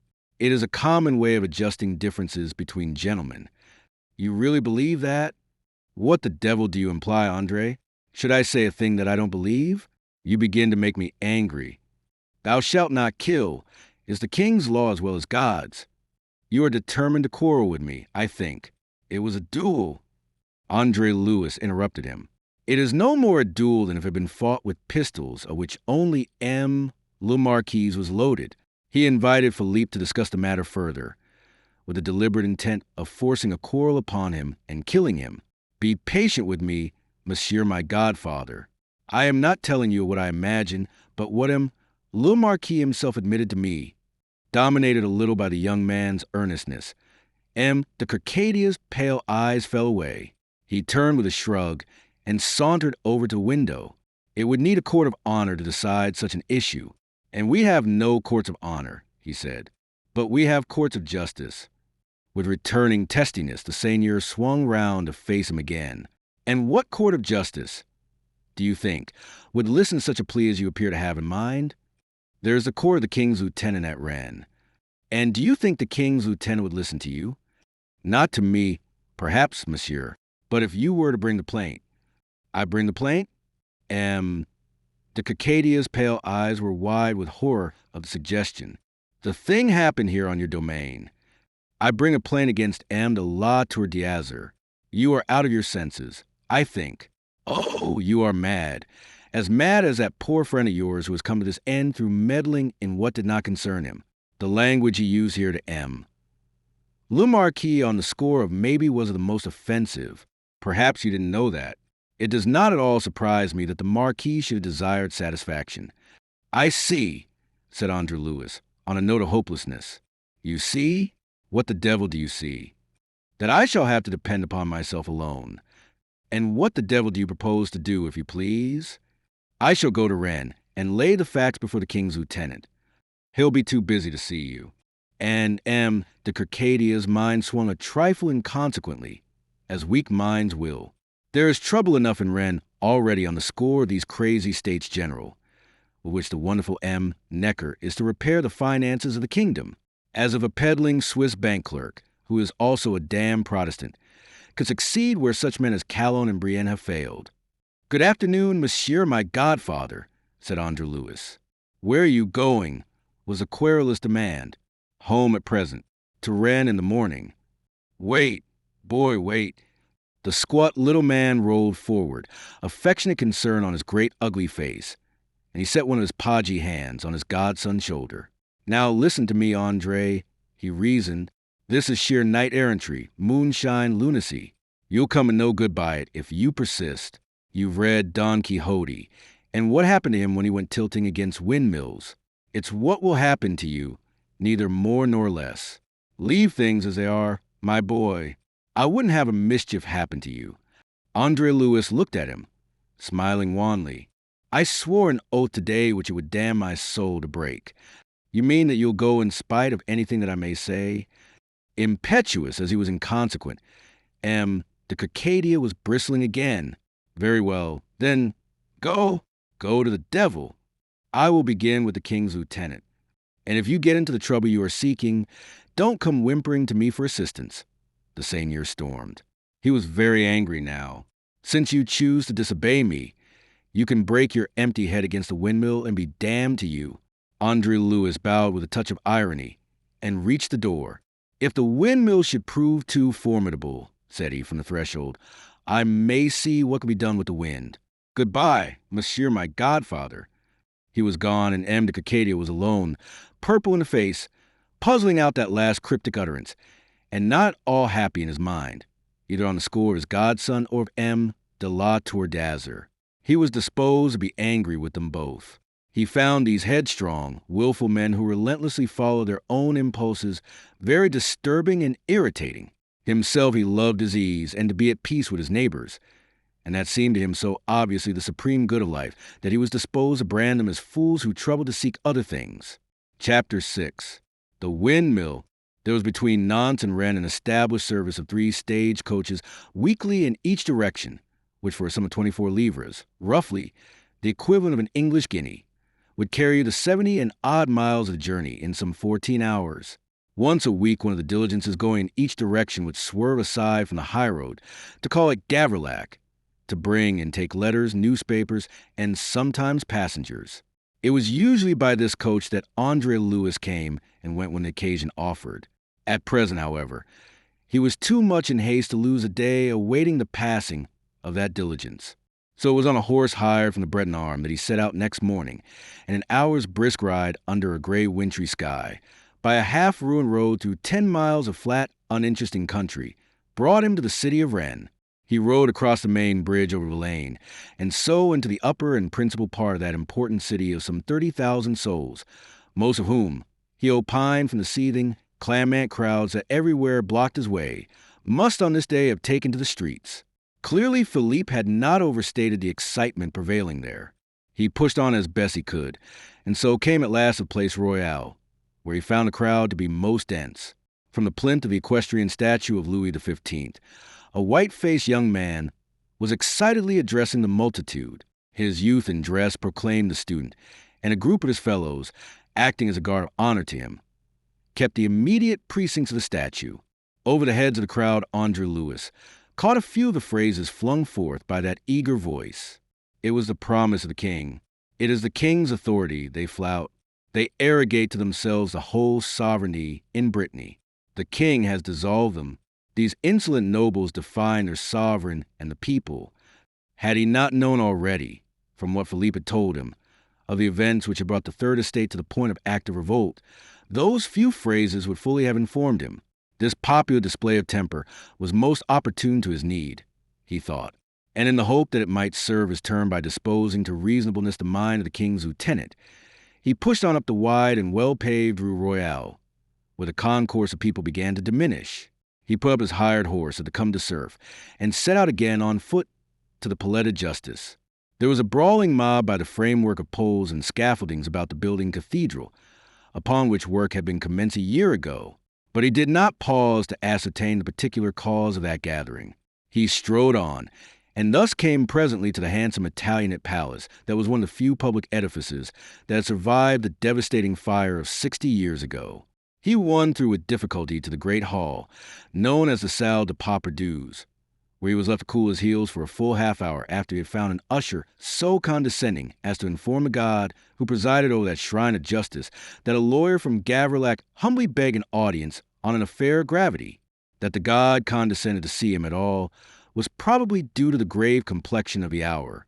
At long length he was escorted up the broad stone staircase and ushered into a spacious, meagerly furnished anteroom to make one of a waiting crowd of clients, mostly men. There he spent another half-hour and employed the time in considering exactly what he should say. This consideration made him realize the weakness of the case. He proposed to set before a man whose views of law and morality were colored by his social rank. At last he was ushered through a narrow but very massive and richly decorated door into a fine, well-lighted room furnished with enough gilt and satin to have supplied the boudoir of a lady of fashion. It was a trivial setting for a king's lieutenant, but about the king's lieutenant there was, at least to ordinary eyes, nothing trivial. At the far end of the chamber, to the right of one of the tall windows that looked out over the inner court, before a goat-legged writing table with Watteau panels, heavily encrusted with ormolu, sat that exalted being, above a scarlet coat with an order flaming on its breast, and a billow of lace in which diamonds sparkled like drops of water, sprouted the massive powdered head of M. de Lesdiguières. It was thrown back to scowl upon his visitor with an expectant arrogance that made André-Louis wonder almost was a genuflection awaited from him. Perceiving a lean, lantern-jawed young man with straight, lank black hair and a caped riding coat of brown cloth and yellow buckskin breeches, his knee boots splashed with mud, the scowl upon that august visage deepened until it brought together the thick black eyebrows above the great hooked nose. "You announce yourself as a lawyer of Gavrilac with an important communication," he growled. It was a peremptory command to make this communication without wasting the valuable time of a king's lieutenant, of whose immense importance it conveyed something more than a hint. De Lesdiguières accounted himself an imposing personality, and he had every reason to do so, for in his time he had seen many a poor devil scared out of all his senses by the thunder of his voice. He waited now to see the same thing happen to this youthful lawyer from Gavrilac, but he waited in vain. André-Louis found him ridiculous. He knew pretentiousness of the mask of worthlessness and weakness, and here he beheld pretentiousness incarnate. It was to be read in that arrogant poise of the head, that scowling brow, the inflection of that reverberating voice. Even more difficult than it is for a man to be a hero to his valet, who has witnessed the dispersal of the parts that make up the imposing whole, is it for a man to be a hero to the student of man who has witnessed the same in a different sense. André-Louis stood forward boldly, impudently, thought him de Lesdiguières. "You are His Majesty's lieutenant here in Brittany," he said, and it almost seemed to the august lore of life and death that this fellow had the incredible effrontery to address him as one man speaking to another. "You are the dispenser of the king's high justice in this province." Surprise spread on that handsome, sallow face under the heavily powdered wig. "Is your business concerned with this infernal insubordination of canaille?" he asked. "It is not, monsieur." The black eyebrows rose. "Then what the devil do you mean by intruding upon me at a time when all my attention is being claimed by the obvious urgency of this disgraceful affair? The affair that brings me is no less disgraceful and no less urgent." "It will have to wait," thundered the great man in a passion, and tossing back a cloud of lace from his hand, he reached for the little silver bell upon his table. "A moment, monsieur." André-Louis' tone was peremptory. De Lesdiguières checked in sheer amazement at its impudence. "I can state it very briefly. Haven't I said already? And when you have heard it," André-Louis went on, relentlessly, interrupting the interruption, "you will agree with me as to its character." De Lesdiguières considered him very sternly. "What is your name?" he asked. "André-Louis Moreau." "Well, André-Louis Moreau, if you can state your plea briefly, I will hear you. But I warn you that I shall be very angry if you fail to justify the impertinence of this insistence at so inopportune a moment." "You shall be the judge of that, monsieur," said André-Louis, and he proceeded at once to state his case, beginning with the shooting of Maybe, and passing thence to the killing of M. de Vilmorin. But he withheld until the end the name of the great gentleman against whom he demanded justice, persuaded that did he introduce it earlier, he would not be allowed to proceed. He had a gift of oratory of whose full powers he was himself hardly conscious yet, though destined very soon to become so. He told his story well, without exaggeration, yet with a force of simple appeal that was irresistible. Gradually the great man's face relaxed from its forbidding severity. Interest, warming almost to sympathy, came to be reflected on it. "And who, sir, is the man you charge this?" "The Marquis de la Tour d'Azur." The effect of that formidable name was immediate. Dismayed anger, and an arrogance more utter than before, took the place of the sympathy he had been betrayed into displaying.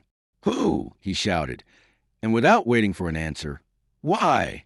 Here's impudence," he stormed on, "to come before me with such a charge against a gentleman of M. de la Tour d'Azur's eminence. How dare you speak of him as a coward?"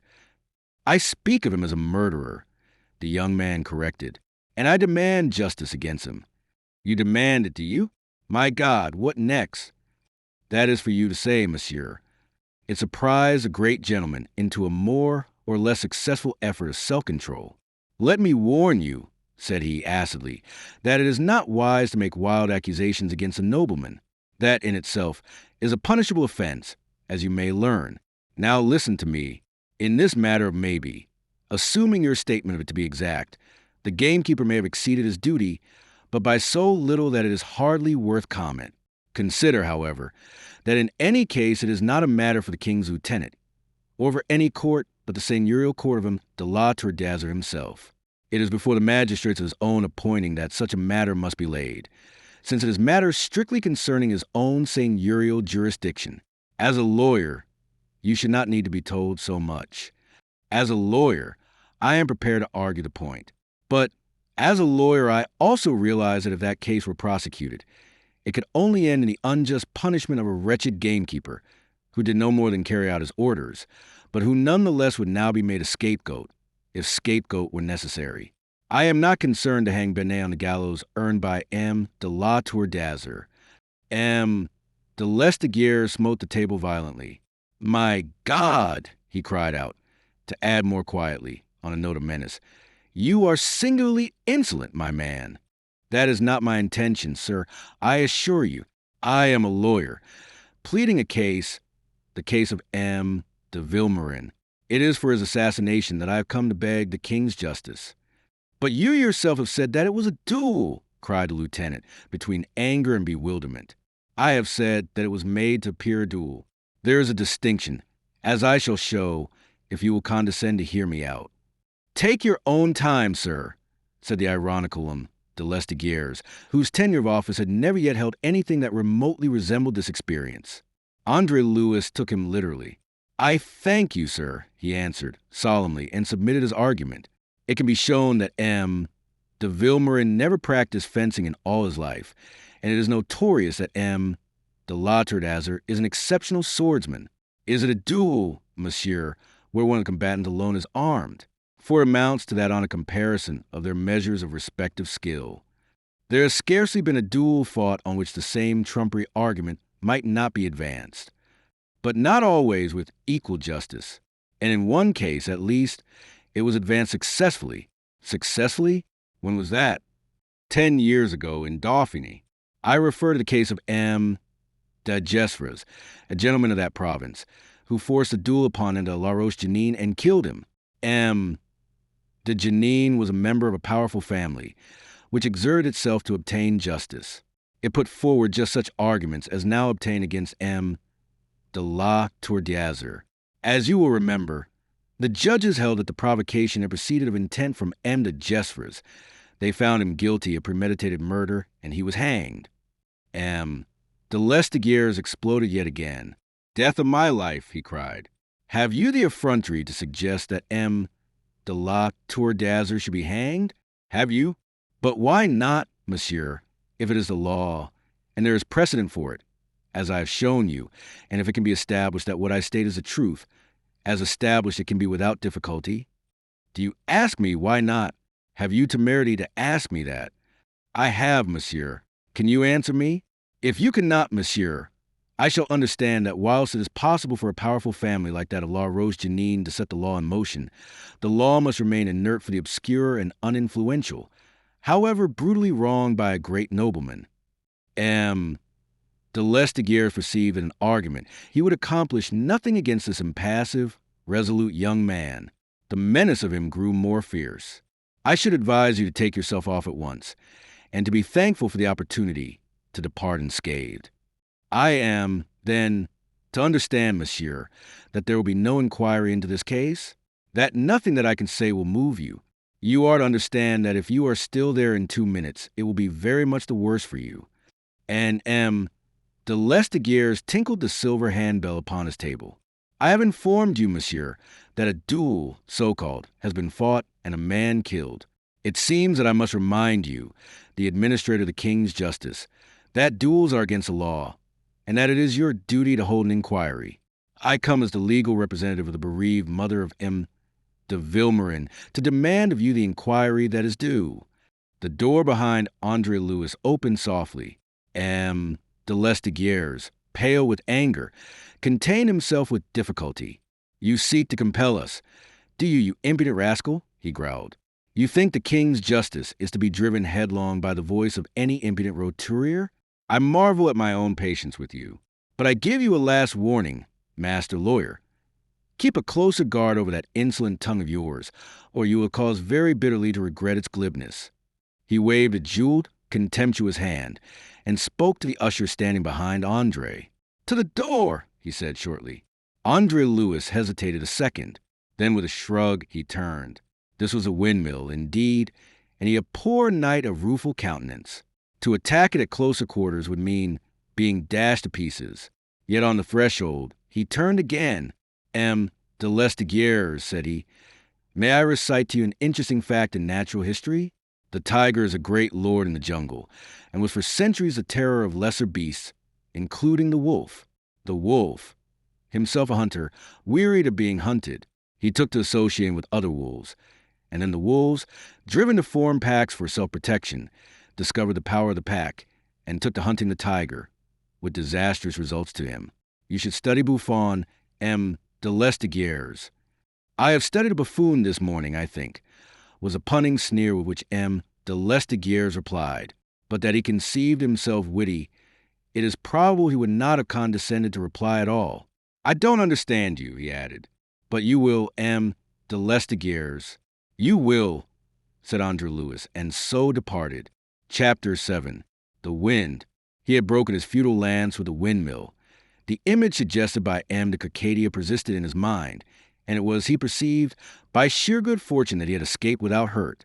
There remained the wind itself, the whirlwind, and the events in Rennes, reflex of the graver events in Nantes, had set that wind blowing in his favor. He set out briskly to retrace his steps towards the Place Royale, where the gathering of the populace was greatest, where, as he judged, lay the heart and brain of this commotion that was exciting the city. But the commotion that he had left there was as nothing to the commotion which he found on his return. Then there had been a comparative hush to listen to the voice of a speaker who denounced the First and Second Estates from the pedestal of the statue of Louis XV. Now the air was vibrant with the voice of the multitude itself, raised in anger. Here and there men were fighting with canes and fists.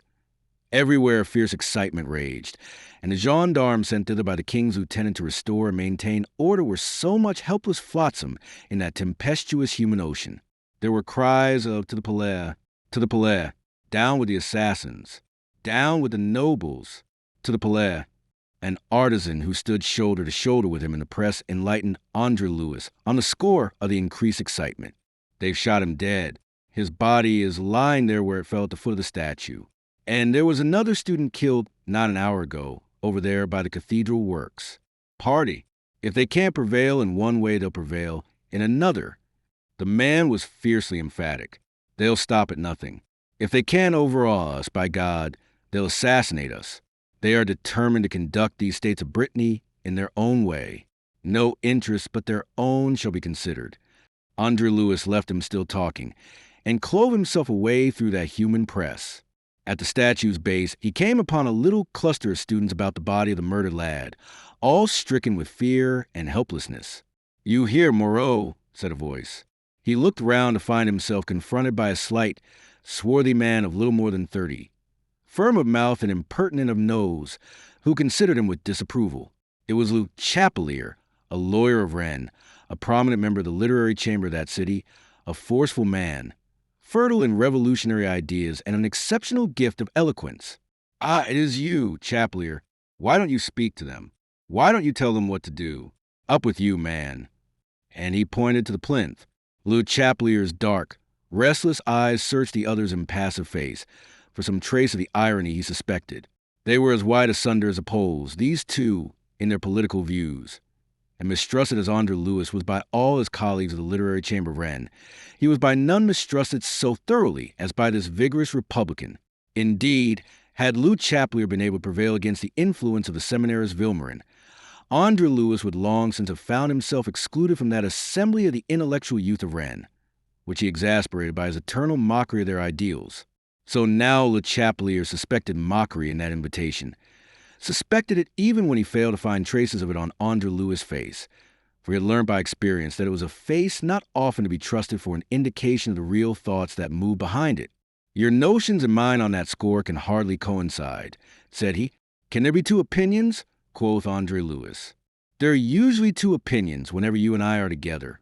Moreau, more than ever now that you're the appointed delegate of a nobleman, you see what your friends have done.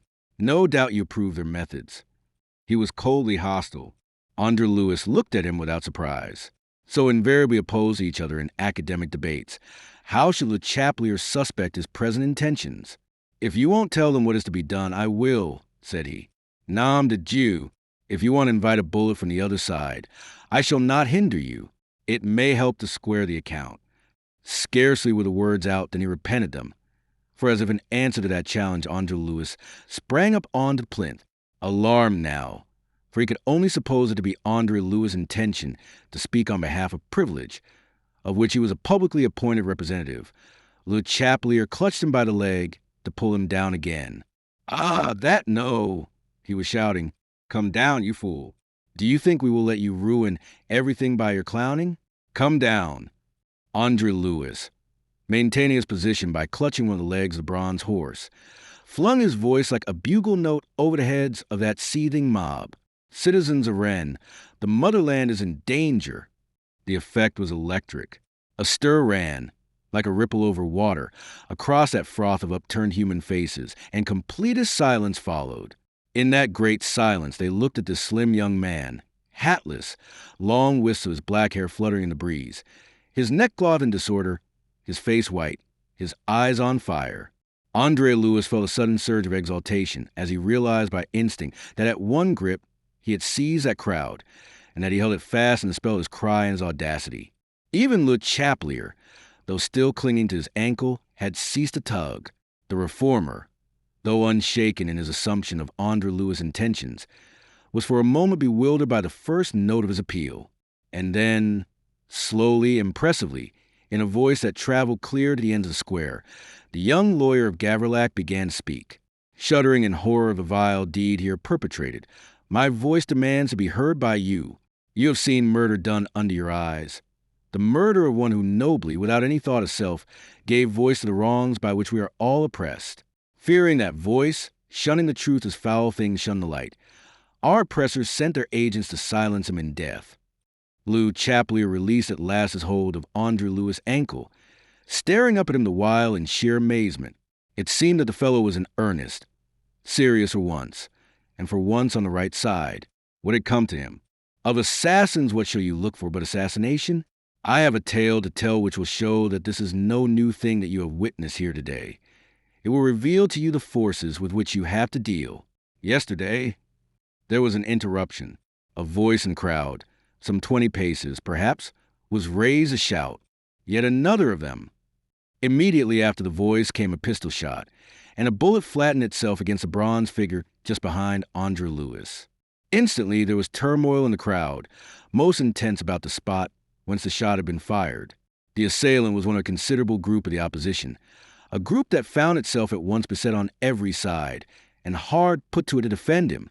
From a foot of the plinth rang the voice of the students making chorus to Le Chapelier, who was bidding André-Louis to seek shelter.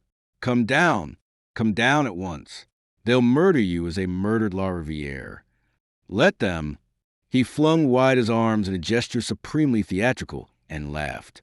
I stand here at their mercy. Let them, if they will, add mine to the blood that will presently rise up to choke them. Let them assassinate me. It is a trade they understand.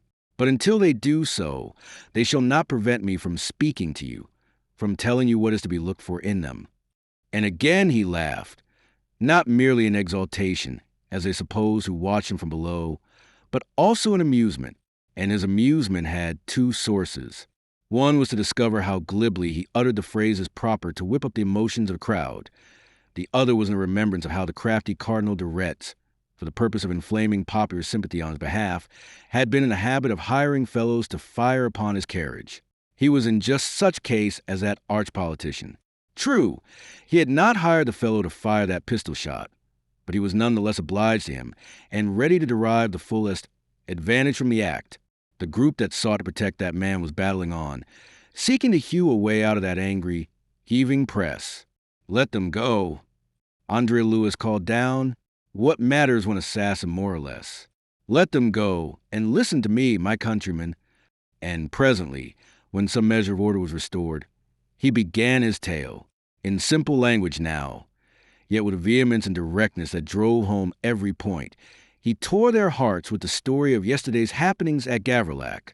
He drew tears from them with the pathos of his picture of the bereaved widow Maybe and her 3 starving, destitute children, orphaned to avenge the death of Pheasant, and the bereaved mother of that imp de Vilmorin, a student of Rennes, known here to many of them, who had met his death in a noble endeavor to champion the cause of an esurient member of their afflicted order. The Marquis de la Tour d'Azur said of him that he had too dangerous a gift of eloquence. It was to silence his brave voice that he killed him, but he has failed of his object. For I, poor Philippe de Vilmorin's friend, have assumed the mantle of his apostleship, and I speak to you with his voice today. It was a statement that helped Le Chapelier at last understand, at least in part, this bewildering change in André-Louis, which rendered him faithless to the side that employed him. I am not here, continued André-Louis, merely to demand at your hands vengeance upon Philippe de Vilmorin's murderers. I am here to tell you the things he would today have told you had he lived. So far, at least, he was frank. But he did not add that they were things he did not himself believe, things that he accounted a camp by which an ambitious bourgeoisie, speaking to the mouths of the lawyers, who were to articulate part, sought to overthrow to its own advantage the present state of things. He left his audience in the natural belief that the views he expressed were the views he held. And now, in a terrible voice, with an eloquence that amazed himself, he denounced the inertia of the royal justice, where the great are the offenders. It was with bitter sarcasm that he spoke of their king's lieutenant, M. de Lestiguieres. Do you wonder, he asked them, that M. de Lestiguieres should administer the law so that it shall ever be favorable to our great nobles? Would it be reasonable that he should otherwise administer it? He paused dramatically to let his sarcasm sink in. It had the effect of reawakening Le Chapelier's doubts and checking his dawning conviction in André-Louis' sincerity. Whither was he going now? He was not left long in doubt.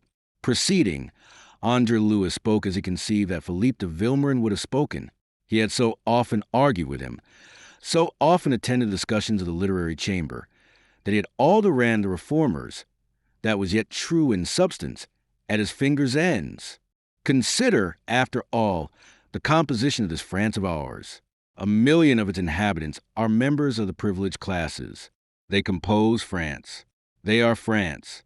For surely you cannot suppose the remainder to be anything that matters.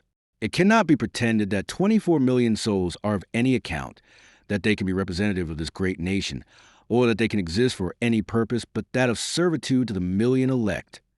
Bitter laughter shook them now, as he desired it should.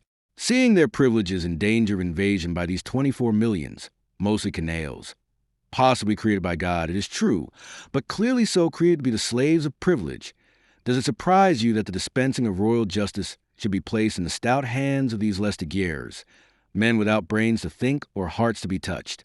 Consider what it is that must be defended against the assault of us others. Canaille. Consider a few of these feudal rights that are in danger of being swept away should the privilege yield even to the commands of their sovereign, and admit the third estate to an equal vote with themselves. What would become the right of terrage on the land, of partiere on the fruit trees, of carpot on the vines? What are the corvées by which they command forced labor, of the band of vendage, which gives them the first vintage, the banvin which enables them to control to their own advantage the sale of wine? What of their right of grinding the last yard of taxation out of the people to maintain their own opulent state, the cens, the lods et events, which absorb a fifth of the value of the land, the blairie, which must be paid before herds can feed on communal lands, the pulverage to indemnify them for the dust raised on their roads by the herds that go to market, the sexillage on everything offered for sale in the public markets, the edelinage and all the rest? What are their rights over men and animals for field labor, of ferries over rivers, and of bridges over streams, of sinking wells, of warren, of dovecot, and of fire, which last yields them a tax on every peasant hearth? What are their exclusive rights of fishing and of hunting, the violation of which is ranked as almost a capital offense? And what of other rights, unspeakable, abominable, over the lives and bodies of their people, rights which, if rarely exercised, have never been rescinded? To this day, if a noble returning from the hunt were to slay 2 of his serfs to bathe and refresh his feet in their blood, he could still claim in a sufficient defense that it was his absolute feudal right to do so. Roughshod, these million privileged ride over the souls and bodies of 24 million contemptible canaille existing but for their own pleasure. Woe betide him who so much as raises his voice in protest in the name of humanity against an excess of these already excessive abuses. I have told you of one remorselessly slain in cold blood for doing no more than that. Your own eyes have witnessed the assassination of another here upon this plinth, of yet another over there by the cathedral works, and the attempt upon my own life. Between them and the justice due to them in such cases stand these Lestiguières, these king's lieutenants, not instruments of justice, but walls erected for the shelter of privilege and abuse whenever it exceeds its grotesquely excessive rights. Do you wonder that they will not yield an inch, that they will resist the election of a third estate with the voting power to sweep all these privileges away, to compel the privileged to submit themselves to a just equality in the eyes of the law with the meanness of the canaille they trample underfoot, to provide that the monies necessary to save the state from the bankruptcy into which they have all but plunged it shall be raised by taxation, to be borne by themselves in the same proportion as by others? Sooner than yield to so much, they prefer to resist even the royal command.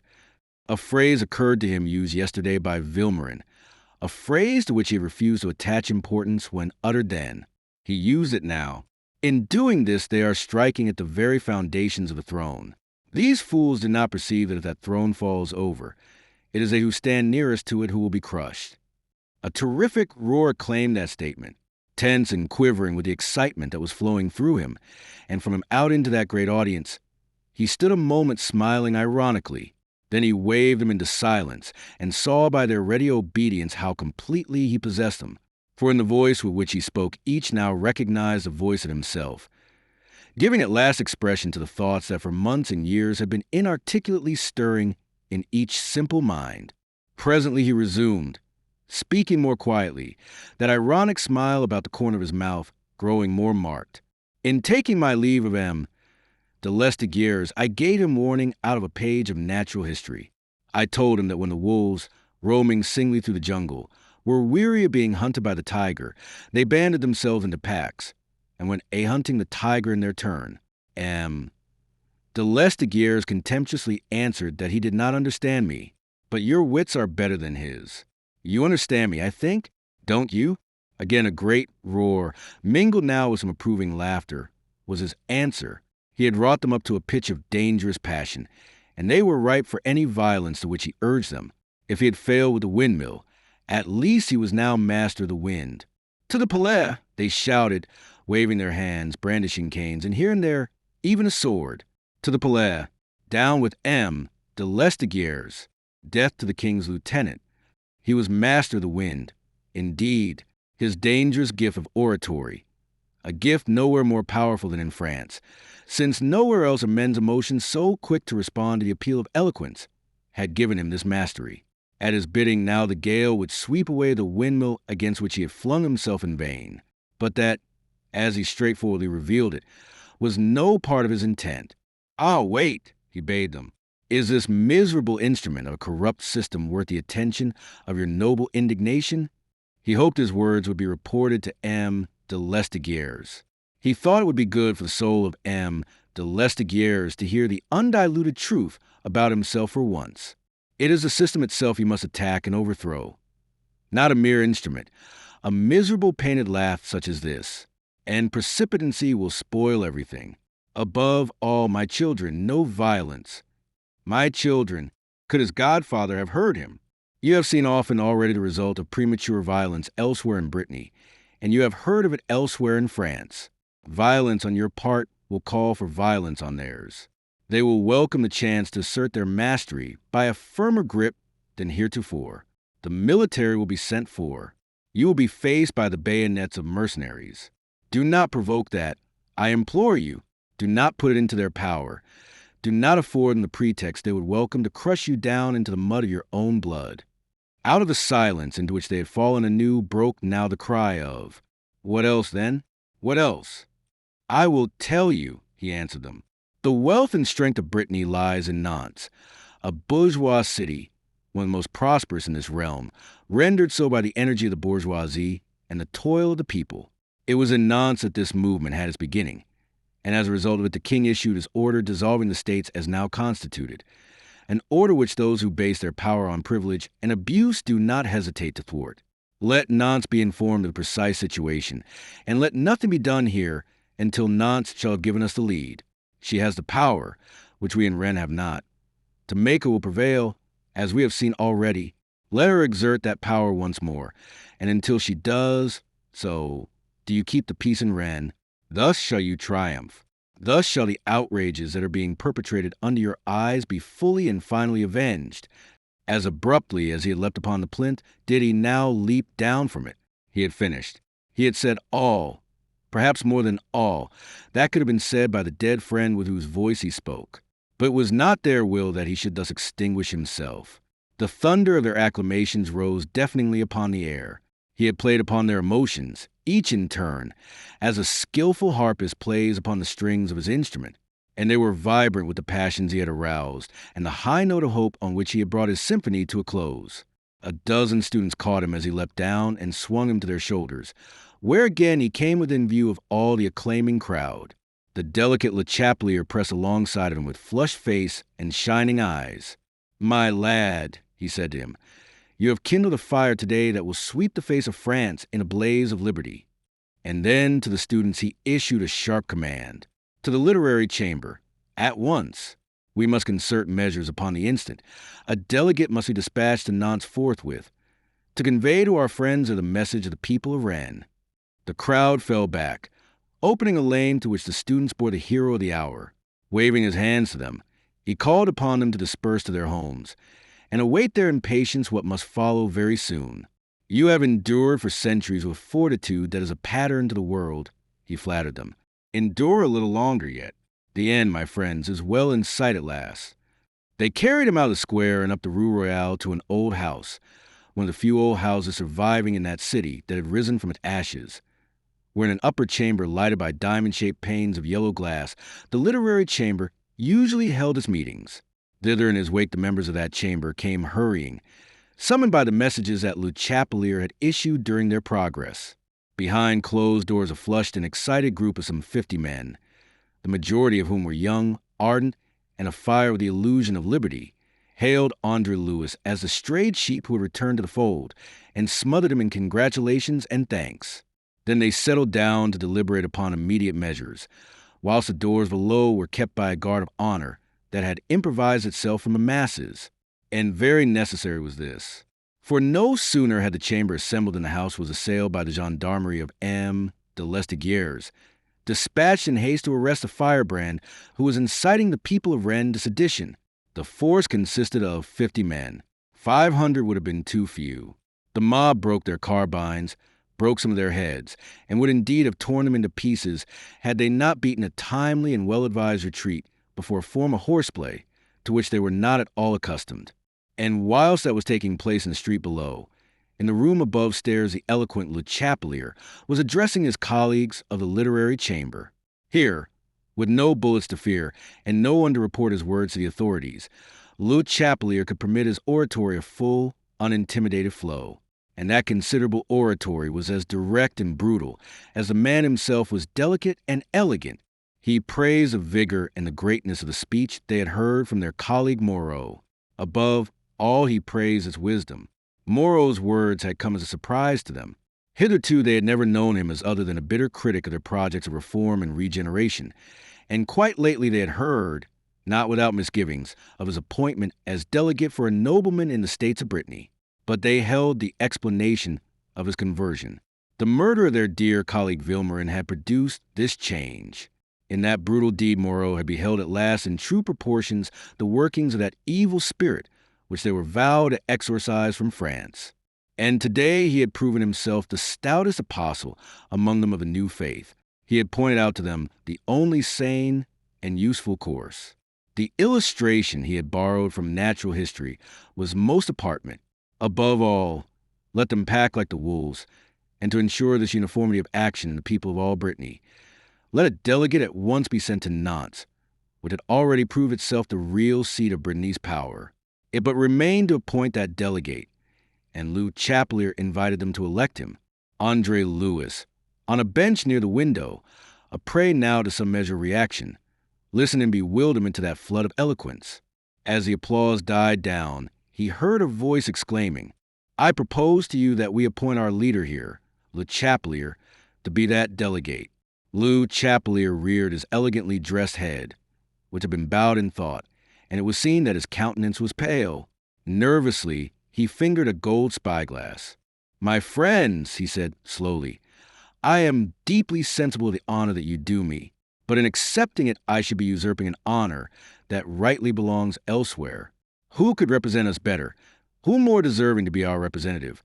To speak to our friends of Nantes with the voice of Rennes, and the champion who once already today has so incomparably given utterance to the voice of this great city. Confer this honor of being your spokesman where it belongs, upon André-Louis Moreau. Rising in response to the storm of applause that greeted the proposal, André-Louis bowed and forthwith yielded. Be it so, he said simply. It is perhaps fitting that I should carry out what I have begun, though I too am of the opinion that Le Chapelier would have been a worthier representative. I will set out tonight. You will set out at once, my lad, Le Chapelier informed him, and now revealed what an uncharitable mind might account the true source of his generosity. It is not safe, after what has happened for you, to linger an hour in Rennes, and you must go secretly. Let none of you allow it to be known that he has gone. I would not have you come to harm over this, André-Louis. But you must see the risks you run, and if you are to be spared to help in this work of salvation of our afflicted motherland, you must use caution, move secretly, veil your identity even, or else M. de Lestiguieres will have you laid by the heels, and it will be good night for you. Chapter 8. Omnes Omnibus. André-Louis rode forth from Rennes committed to a deeper adventure than he had dreamed of when he left the sleepy village of Gavrillac. Lying the night at a roadside inn and setting out again early in the morning, he reached Nantes soon after noon of the following day. Through that long and lonely ride to the dull plains of Brittany, now at their dreariest in their winter garb, he had ample leisure in which to review his actions and his position. From one who had taken hitherto a purely academic and by no means friendly interest in the new philosophies of social life, exercising his wits upon these new ideas merely as a fencer exercises his eye and wrist with the foils, without ever suffering himself to be deluded into supposing the issue a real one, he found himself suddenly converted into a revolutionary firebrand, committed to revolutionary action of the most desperate kind, the representative and delegate of noblemen in the states of Brittany. He found himself simultaneously and incongruously the representative and delegate of the whole third estate of Rennes. It is difficult to determine to what extent, in the heat of passion and swept along by the torrent of his own oratory, he might yesterday have succeeded in deceiving himself. But it is at least certain that, looking back in cold blood now, he had no single delusion on the score of what he had done.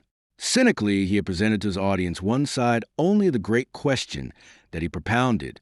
But since the established order of things in France was such as to make a rampart for M. de la Tour d'Azur, affording him complete immunity for this and any other crimes that it pleased him to commit, why, then the established order must take the consequences of its wrongdoing. Therein he perceived his clear justification. And so it was without misgivings that he came on his errand of sedition into that beautiful city of Nantes, rendered by its spacious streets and splendid port the rival in prosperity of Bordeaux and Marseilles. He found an inn on the Quai La Fosse, where he put up his horse, and where he dined in the embrasure of a window that looked out over the tree-bordered quay and the broad bosom of the Loire, on which argosies of all nations rode at anchor. The sun had again broken through the clouds and shed its pale wintry light over the yellow waters and the tall-masted shipping. Along the quays there was a stir of life as great as that to be seen on the quays of Paris. Foreign sailors in outlandish garments and a harsh-sounding, outlandish speech, stalwart fishwives with baskets of herrings on their heads, voluminous of petticoat above bare legs and bare feet, calling their wares shrilly and almost inarticulately, watermen in woolen caps and loose trousers rolled to the knees, peasants in goatskin coats, their wooden shoes clattering on the round kidney stones, shipwrights and laborers from the dockyards, bellows menders, rat catchers, water carriers, ink sellers, and other itinerant peddlers. And sprinkled through this proletariat mass that came and went in constant movement, André-Louis beheld tradesmen in sober garments, merchants in long, fur-lined coats, occasionally a merchant prince rolling along in his two-horse cabriolet to the whip-crackings and shouts of "Gare!" from his coachman. Occasionally a dainty lady carried past in her sedan chair, with perhaps a mincing abbé from the episcopal court tripping along in attendance. Occasionally an officer in scarlet riding, disdainfully, and once the great carriage of noblemen, with escutcheon panels and a pair of white-stockinged, powdered footmen in gorgeous liveries hanging on behind. And there were Capuchins in brown and Benedictines in black and secular priests in plenty, for God was well served in the 16 parishes of Nantes. And by way of contrast, there were lean-jawed, out-at-elbow adventurers and gendarmes in blue coats and gaitered legs, sauntering guardians of the peace, representatives of every class that went to make up the 70,000 inhabitants of that wealthy, industrious city, were to be seen in a human stream that ebbed and flowed beneath the window from which André-Louis observed it.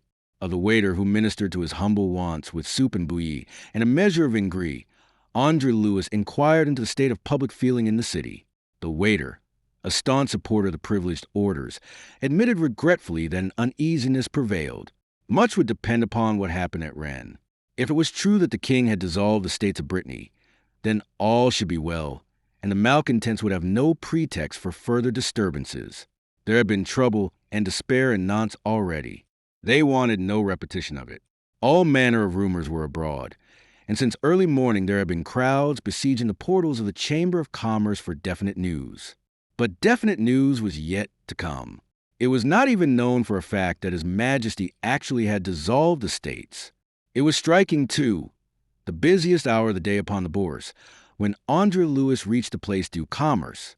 The square, dominated by the imposing classical building of the Exchange, was so crowded that he was compelled almost to fight his way through to the steps of the magnificent Ionic porch. A word would have sufficed to have opened a way for him at once. But guile moved him to keep silent. He would come upon that waiting multitude as a thunderclap, precisely as yesterday he had come upon the mob at Rennes. He would lose nothing of the surprise effect of his entrance. The precinct of that House of Commerce were jealously kept by a line of ushers armed with staves, a guard as hurriedly assembled by the merchants as it was evidently necessary. One of these now effectively barred the young lawyer's passage as he attempted to mount the steps. André-Louis announced himself in a whisper. The stave was instantly raised from the horizontal, and he passed and went up the steps in the wake of the usher. At the top, on the threshold of the chamber, he paused and stayed his guide. "I will wait here," he announced. "Bring the president to me." "Your name, monsieur?"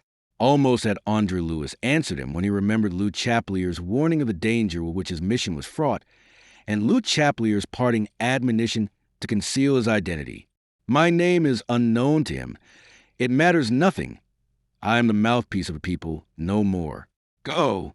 The usher went, and in the shadow of that lofty, pillared portico André-Louis waited, his eyes straying out ever and anon to survey that spread of upturned faces immediately below him. Soon the president came, others following, crowding out into the portico, jostling one another in their eagerness to hear the news. "You are a messenger from Rennes?"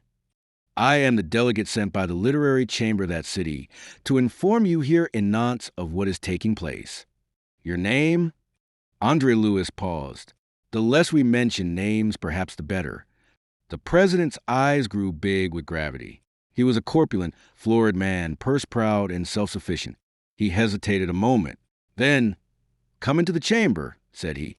"By your leave, monsieur, I will deliver my message from here, from these steps." "From here?" The great merchant frowned. "My message is for the people of Nantes. And from here I can speak at once to the greatest number of Nantais of all ranks, and it is my desire, and the desire of those whom I represent, that as great a number as possible should hear my message at first hand. Tell me, sir, is it true that the king has dissolved the states?" André-Louis looked at him. He smiled apologetically and waved a hand towards the crowd, which by now was straining for a glimpse of this slim young man who had brought forth the president and more than half the numbers of the chamber, guessing already, with that curious instinct of crowds, that he was the awaited bearer of tidings. "Summon the gentlemen of your chamber, monsieur," said he, "and you shall hear all." "So be it." A word, and forth they came to crowd upon the steps, but leaving clear the topmost step and a half-moon space in the middle. To the spot so indicated, André-Louis now advanced very deliberately. He took his stand there, dominating the entire assembly. He removed his hat and launched the opening bombshell of that address, which is historic, marking as it does one of the great stages of France's progress towards revolution. "People of this great city of Nantes, I have come to summon you to arms." In the amazed and rather scared silence that followed, he surveyed them for a moment before resuming. "I am a delegate of the people of Rennes. charged to announce to you what is taking place, and to invite you in this dreadful hour of our country's peril to rise and march to her defense.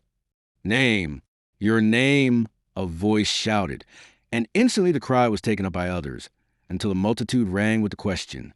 He could not answer that excited mob as he had answered the president. It was necessary to compromise, and he did so, happily.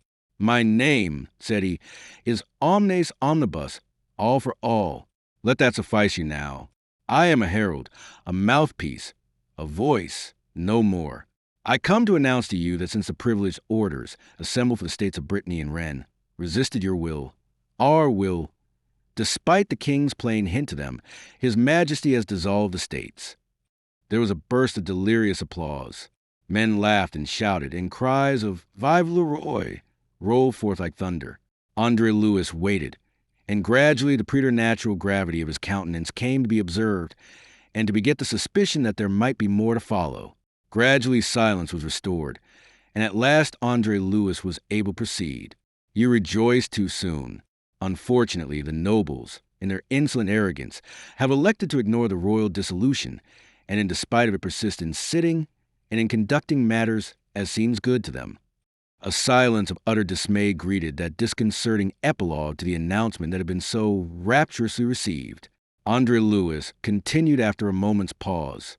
So that these men who were already rebels against the people, rebels against justice and equity, rebels against humanity itself, are now also rebels against their king. Sooner than yield an inch of the unconscionable privileges by which too long already they have flourished, to the misery of a whole nation, they will make a mock of royal authority, hold up the king himself to contempt. They are determined to prove that there is no real sovereignty in France, but the sovereignty of their own parasitic Fenian ties. There was a faint splutter of applause, but the majority of the audience remained silent, waiting. This is no new thing. Always has it been the same.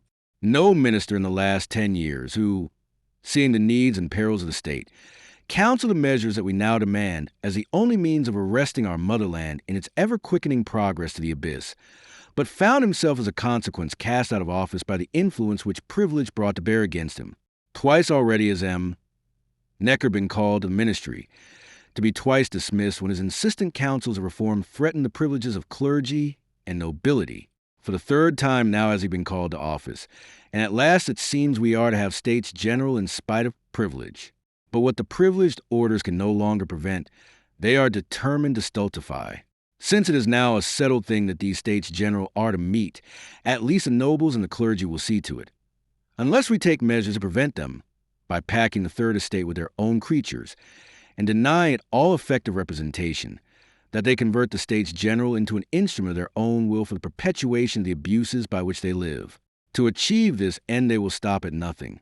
They have flouted the authority of the king, and they are silencing by assassination those who raise their voices to condemn them. Yesterday in Rennes, 2 young men who address the people as I am addressing. You were done to death in the streets by assassins at the instigation of nobility. Their blood cries out for vengeance. Beginning in a sullen mutter, the indignation that moved his hearers swelled up to express itself in a roar of anger. Citizens of Nantes, the motherland is in peril. Let us march to her defense. Let us proclaim it to the world that we recognize that the measures to liberate the third estate from the slavery in which for centuries it has grown find only obstacles in those orders whose frenetic egotism sees, in the tears and suffering of the unfortunate, an odious tribute which they would pass on to their generation still unborn. Realizing from a barbarity of the means employed by our enemies to perpetuate our oppression that we have everything to fear from the aristocracy, they would set up as a constitutional principle for the governing of France. Let us declare ourselves at once enfranchised from it. The establishment of liberty and equality should be the aim of every citizen member of the Third Estate, and to this end we should stand indivisibly united, especially the young and vigorous, especially those who have had the good fortune to be born late enough to be able to gather for themselves the precious fruits of the philosophy of this 18th century. Acclamations broke out unstintedly now. He had caught them in the snare of his oratory, and he pressed his advantage instantly. Let us all swear, he cried in a great voice, to raise up in the name of humanity and of liberty a rampart against our enemies, to oppose to their bloodthirsty covetousness the calm perseverance of men whose cause is just. And let us protest here in advance against any tyrannical decrees that should declare us seditious when we have none but pure and just intentions. Let us make oath upon the honor of our motherland that should any of us be seized by an unjust tribunal, intending against us one of those acts termed a political expediency, which are in effect but acts of despotism, let us swear, I say, to give a full expression to the strength that is in us and do that in self-defense which nature, courage, and despair dictate to us.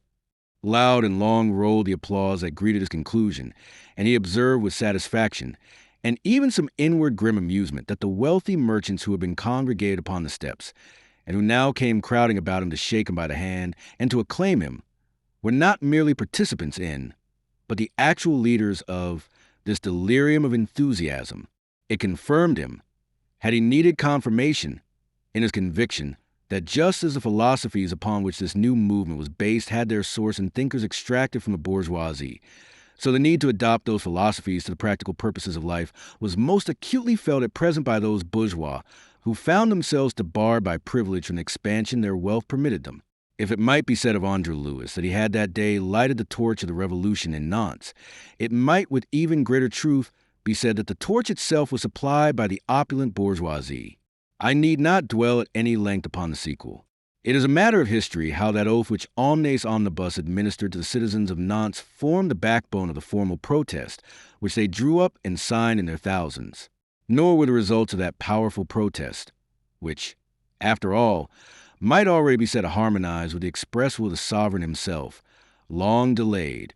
Who shall say how far it may have strengthened the hand of Necker, when on the 27th of that same month of November, he compelled the council to adopt the most significant and comprehensive of all those measures to which clergy and nobility had refused their consent. On that date was published a royal decree ordaining that the deputies to be elected to the States General should number at least 1,000, and that the deputies of the Third Estate should be fully represented by numbering as many as the deputies of clergy and nobility together. Chapter 9. The Aftermath. Dusk of the following day was falling when the homing André-Louis approached Gavrillac. Realizing fully what a hue and cry there would presently be for the apostle of revolution who had summoned the people of Nantes to arms, he desired as far as possible to conceal the fact that he had been in that maritime city. Therefore he made a wide detour, crossing the river at Bruz, and recrossing a little above Chavagne, so as to approach Gavrillac from the north, and create the impression that he was returning from Rennes, whither he was known to have gone 2 days ago. Within a mile or so of the village, he caught in the fading light his first glimpse of a figure on horseback pacing slowly towards him. But it was not until they had come within a few yards of each other, and he observed that this cloaked figure was leaning forward to peer at him, that he took much notice of it. And then he found himself challenged almost at once by a woman's voice. "It is you, André, at last." He drew rein, mildly surprised, to be assailed by another question, impatiently, anxiously asked. "Where have you been?" "Where have I been, Cousin Aline?" "Oh," seeing the world. "I have been patrolling this road since noon, today waiting for you." She spoke breathlessly, in haste to explain. "A troop of the Maréchaussée from Rennes descended upon Gavrillac this morning in quest of you. They turned the chateau and the village inside out, and at last discovered that you were due to return with a horse hired from the Breton Arme. So they have taken up their quarters at the inn to wait for you. I have been here all the afternoon on the lookout, to warn you against walking into that trap." "My dear Aline, that I should have been the cause of so much concern and trouble." "Never mind that. It is not important. On the contrary, it is the most important part of what you tell me. It is the rest that is unimportant." "Do you realize that they have come to arrest you?" she asked him, with increasing impatience.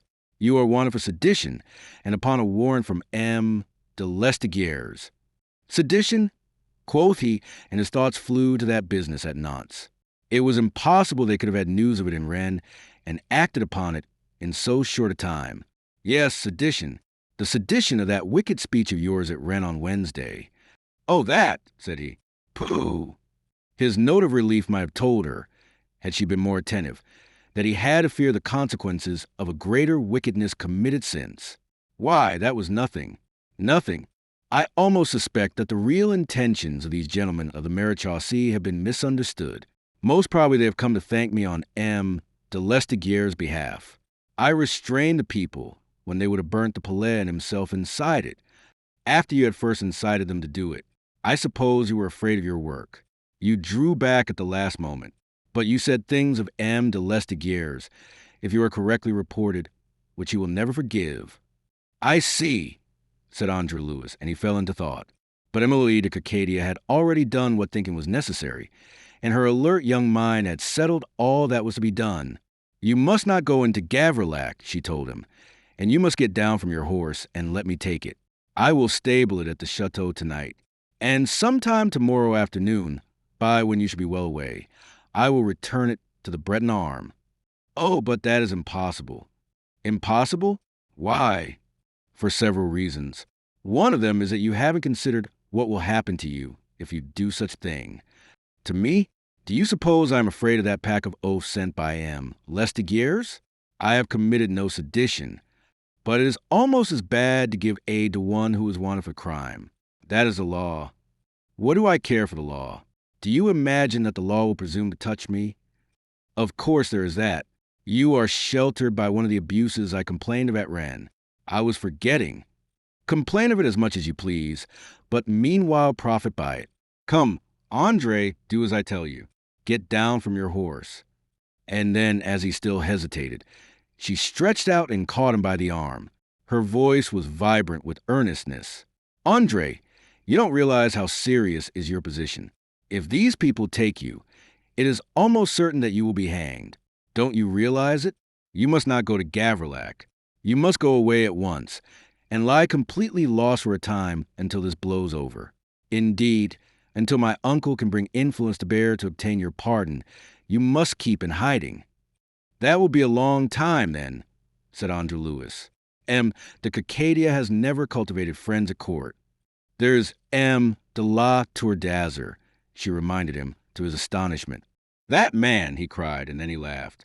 But it was chiefly against him that I aroused the resentment of the people of Rennes. I should have known that all my speech was not reported to you. It was, and that part of it among the rest. Ah, and yet you are concerned to save me, the man who seeks the life of your future husband at the hands either of the law or the people. Or is it, perhaps, that since you have seen his true nature revealed in the murder of poor Philippe, you have changed your views on the subject of becoming Marquise de la Tour d'Azur? You often show yourself without any faculty of deductive reasoning. Perhaps, but hardly to the extent of imagining that M. de la Tour d'Azur will ever lift a finger to do as you suggest. In which, as usual, you are wrong.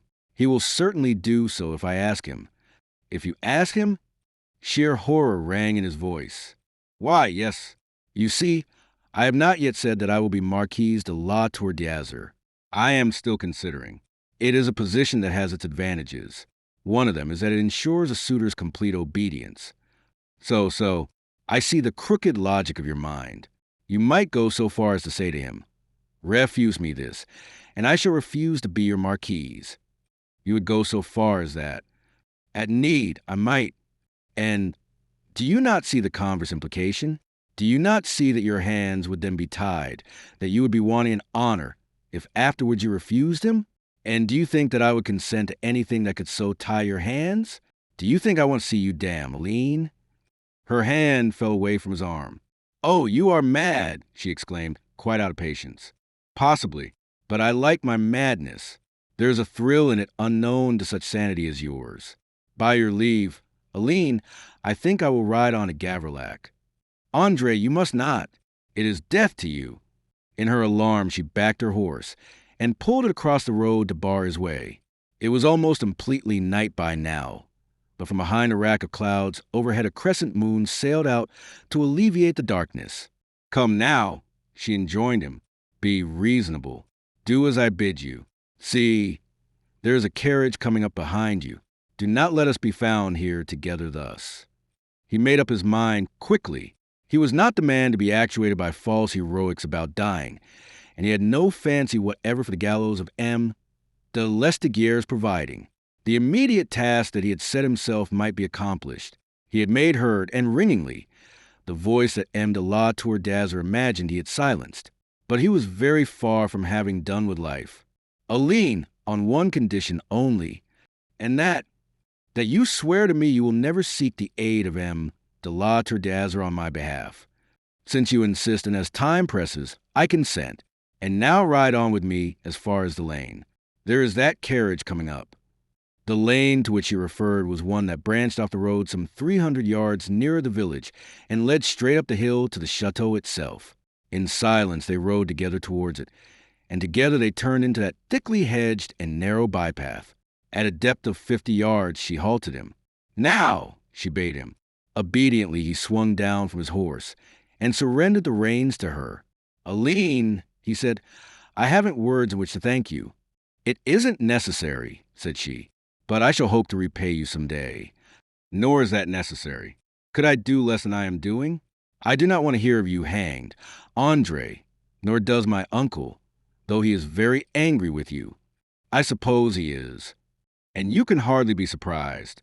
You were his delegate, his representative. He depended upon you, and you have turned your coat. He is rightly indignant, calls you a traitor, and swears that he will never speak to you again. But he doesn't want you hanged, André. Then we are agreed on that at least, for I don't want it myself. I'll make your peace with him. And now, goodbye, André. Send me a word when you are safe." She held out a hand that looked ghostly in the faint light. He took it and bore it to his lips. "God bless you, Aline." She was gone, and he stood listening to the receding clopper-clop of hooves until it grew faint in the distance.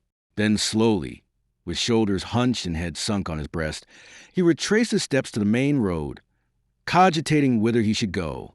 Quite suddenly he checked, remembering with dismay that he was almost entirely without money. In Brittany itself he knew of no dependable hiding place, and as long as he was in Brittany his peril must remain imminent. Yet to leave the province, and to leave it as quickly as prudence dictated, horses would be necessary. And how was he procure horses, having no money beyond a single louis d'or and a few pieces of silver? There was also the fact that he was very weary. He had had little sleep since Tuesday night, and not very much then, and much of the time had been spent in the saddle, a wearing thing to one so little accustomed to long rides. Worn as he was, it was unthinkable that he should go far tonight. He might get as far as Chavagne, perhaps, but there he must sup and sleep. And what then tomorrow?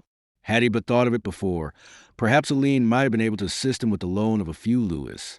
His first impulse now was to follow her to the chateau. But prudence dismissed the notion. Before he could reach her, he must be seen by servants, and word of his presence would go forth. There was no choice for him.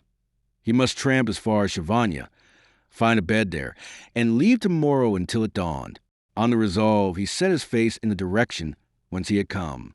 But again he paused. Chavagne lay on the road to Rennes. To go that way was to plunge further into danger. He would strike south again. At the foot of some meadows on this side of the village, there was a ferry that would put him across the river. Thus he would avoid the village, and by placing the river between himself and immediate danger, he would obtain an added sense of security. A lane, turning out a highroad, a quarter of a mile this side of Gavrillac, led down to that ferry. By this lane, some 20 minutes later came André-Louis with dragging feet. He avoided the little cottage of the ferryman, whose window was alight, and in the dark crept down to the boat, intending if possible to put himself across. He felt for the chain by which the boat was moored, and ran his fingers along this to the point where it was fastened. Here, to his dismay, he found a padlock. He stood up in the gloom and laughed silently. Of course he might have known it. The ferry was the property of M. de la Tour, and not likely to be left unfastened, so that poor devils might cheat him of seigneurial dues. There being no possible alternative, he walked back to the cottage and rapped on the door. When it opened, he stood well back and aside, out of the shaft of light that issued thence. "Ferry," he rapped out laconically. The ferryman, a burly scoundrel well known to him, turned aside to pick up a lantern and came forth as he was bidden. As he stepped from the little porch, he leveled the lantern so that its light fell on the face of this traveler. "My God!" he ejaculated. "You realize, I see, that I am pressed," said André-Louis, his eyes on the fellow's startled countenance. "And well you may be with the gallows waiting for you at Rennes," growled the ferryman. "Since you've been so foolish as to come back to Gavrillac, you had better go again as quickly as you can. I will say nothing of having seen you. I thank you, Fresnel. Your advice accords with my intention. That is why I need the boat. Ah, that no, said Fresnel with determination. I'll hold my peace, but it's as much as my skin is worth to help you. You need not have seen my face. Forget that you have seen it. I'll do that, monsieur, but that is all I will do. I cannot put you across the river. Then give me the key of the boat, and I will put myself across. That is the same thing. I cannot. I'll hold my tongue, but I will not, I dare not, help you. André-Louis looked a moment into that sullen, resolute face and understood. This man, living under the shadow of La Tour d'Azur, dared exercise no that might be in conflict with the will of his dread lord. Fresnel, he said quietly, if, as you say, the gallows claim me, the thing that has brought me to this extremity arises out of the shooting of Maybe.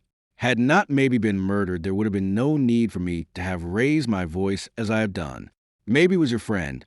I think, will you, for his sake, lend me the little help I need to save my neck? The man kept his glance averted, and the cloud of sullenness deepened on his face. I would if I dared, but I dare not. Then, quite suddenly, he became angry. It was as if in anger he sought support. Don't you understand that I dare not? Would you have a poor man risk his life for you? What have you or yours ever done for me that you should ask that? You do not cross tonight in my ferry. Understand that, monsieur, and go at once. Go before I remember that it may be dangerous even to have talked to you and not give information. Go. He turned on his heel to re-enter his cottage, and a wave of hopelessness swept over André-Louis. But in a second it was gone. The man must be compelled, and he had the means. He bethought him of a pistol pressed upon him by Le Chapelier at the moment of his leaving Rennes, a gift which at the time he had almost disdained. True, it was not loaded, and he had no ammunition, but how was Fresnel to know that? He acted quickly, as with his right hand he pulled it from his pocket. With his left he caught the ferryman by the shoulder and swung him round. What do you want now? Fresnel demanded angrily. Haven't I told you that I... He broke off short. The muzzle of the pistol was within a foot of his eyes. I want the key of the boat. That is all, Fresnel, and you can either give it me at once, or I'll take it after I have burnt your brains. I should regret to kill you, but I shall not hesitate. It is your life against mine, Fresnel, and you'll not find it strange that if one of us must die, I prefer that it shall be you. Fresnel dipped a hand into his pocket and fetched thence a key. He held out to André-Louis in fingers that shook, more in anger than in fear. I yield to violence, he said, showing his teeth like a snarling dog. But don't imagine that it will greatly profit you. André-Louis took the key. His pistol remained leveled. You threaten me, I think, he said. It is not difficult to read your threat. The moment I am gone, you will run to inform against me. You will set the Marechaussee on my heels to overtake me. No, no, cried the other. He perceived his peril. He read his doom in the cold, sinister note on which André-Louis addressed him, and grew afraid. I swear to you, monsieur, that I have no such intention. I think I had better make quite sure of you. Oh, my God! Have mercy, monsieur. The knave was in a palsy of terror. I mean you no harm. I swear to heaven I mean you no harm. I will not say a word. I will not. I would rather depend upon your silence than your assurances. Still, you shall have your chance. I am a fool, perhaps, but I have a reluctance to shed blood. Go into the house, Fresnel. Go, man. I follow you. In the shabby main room of that dwelling, André-Louis halted him again. Get me a length of rope, he commanded, and was readily obeyed.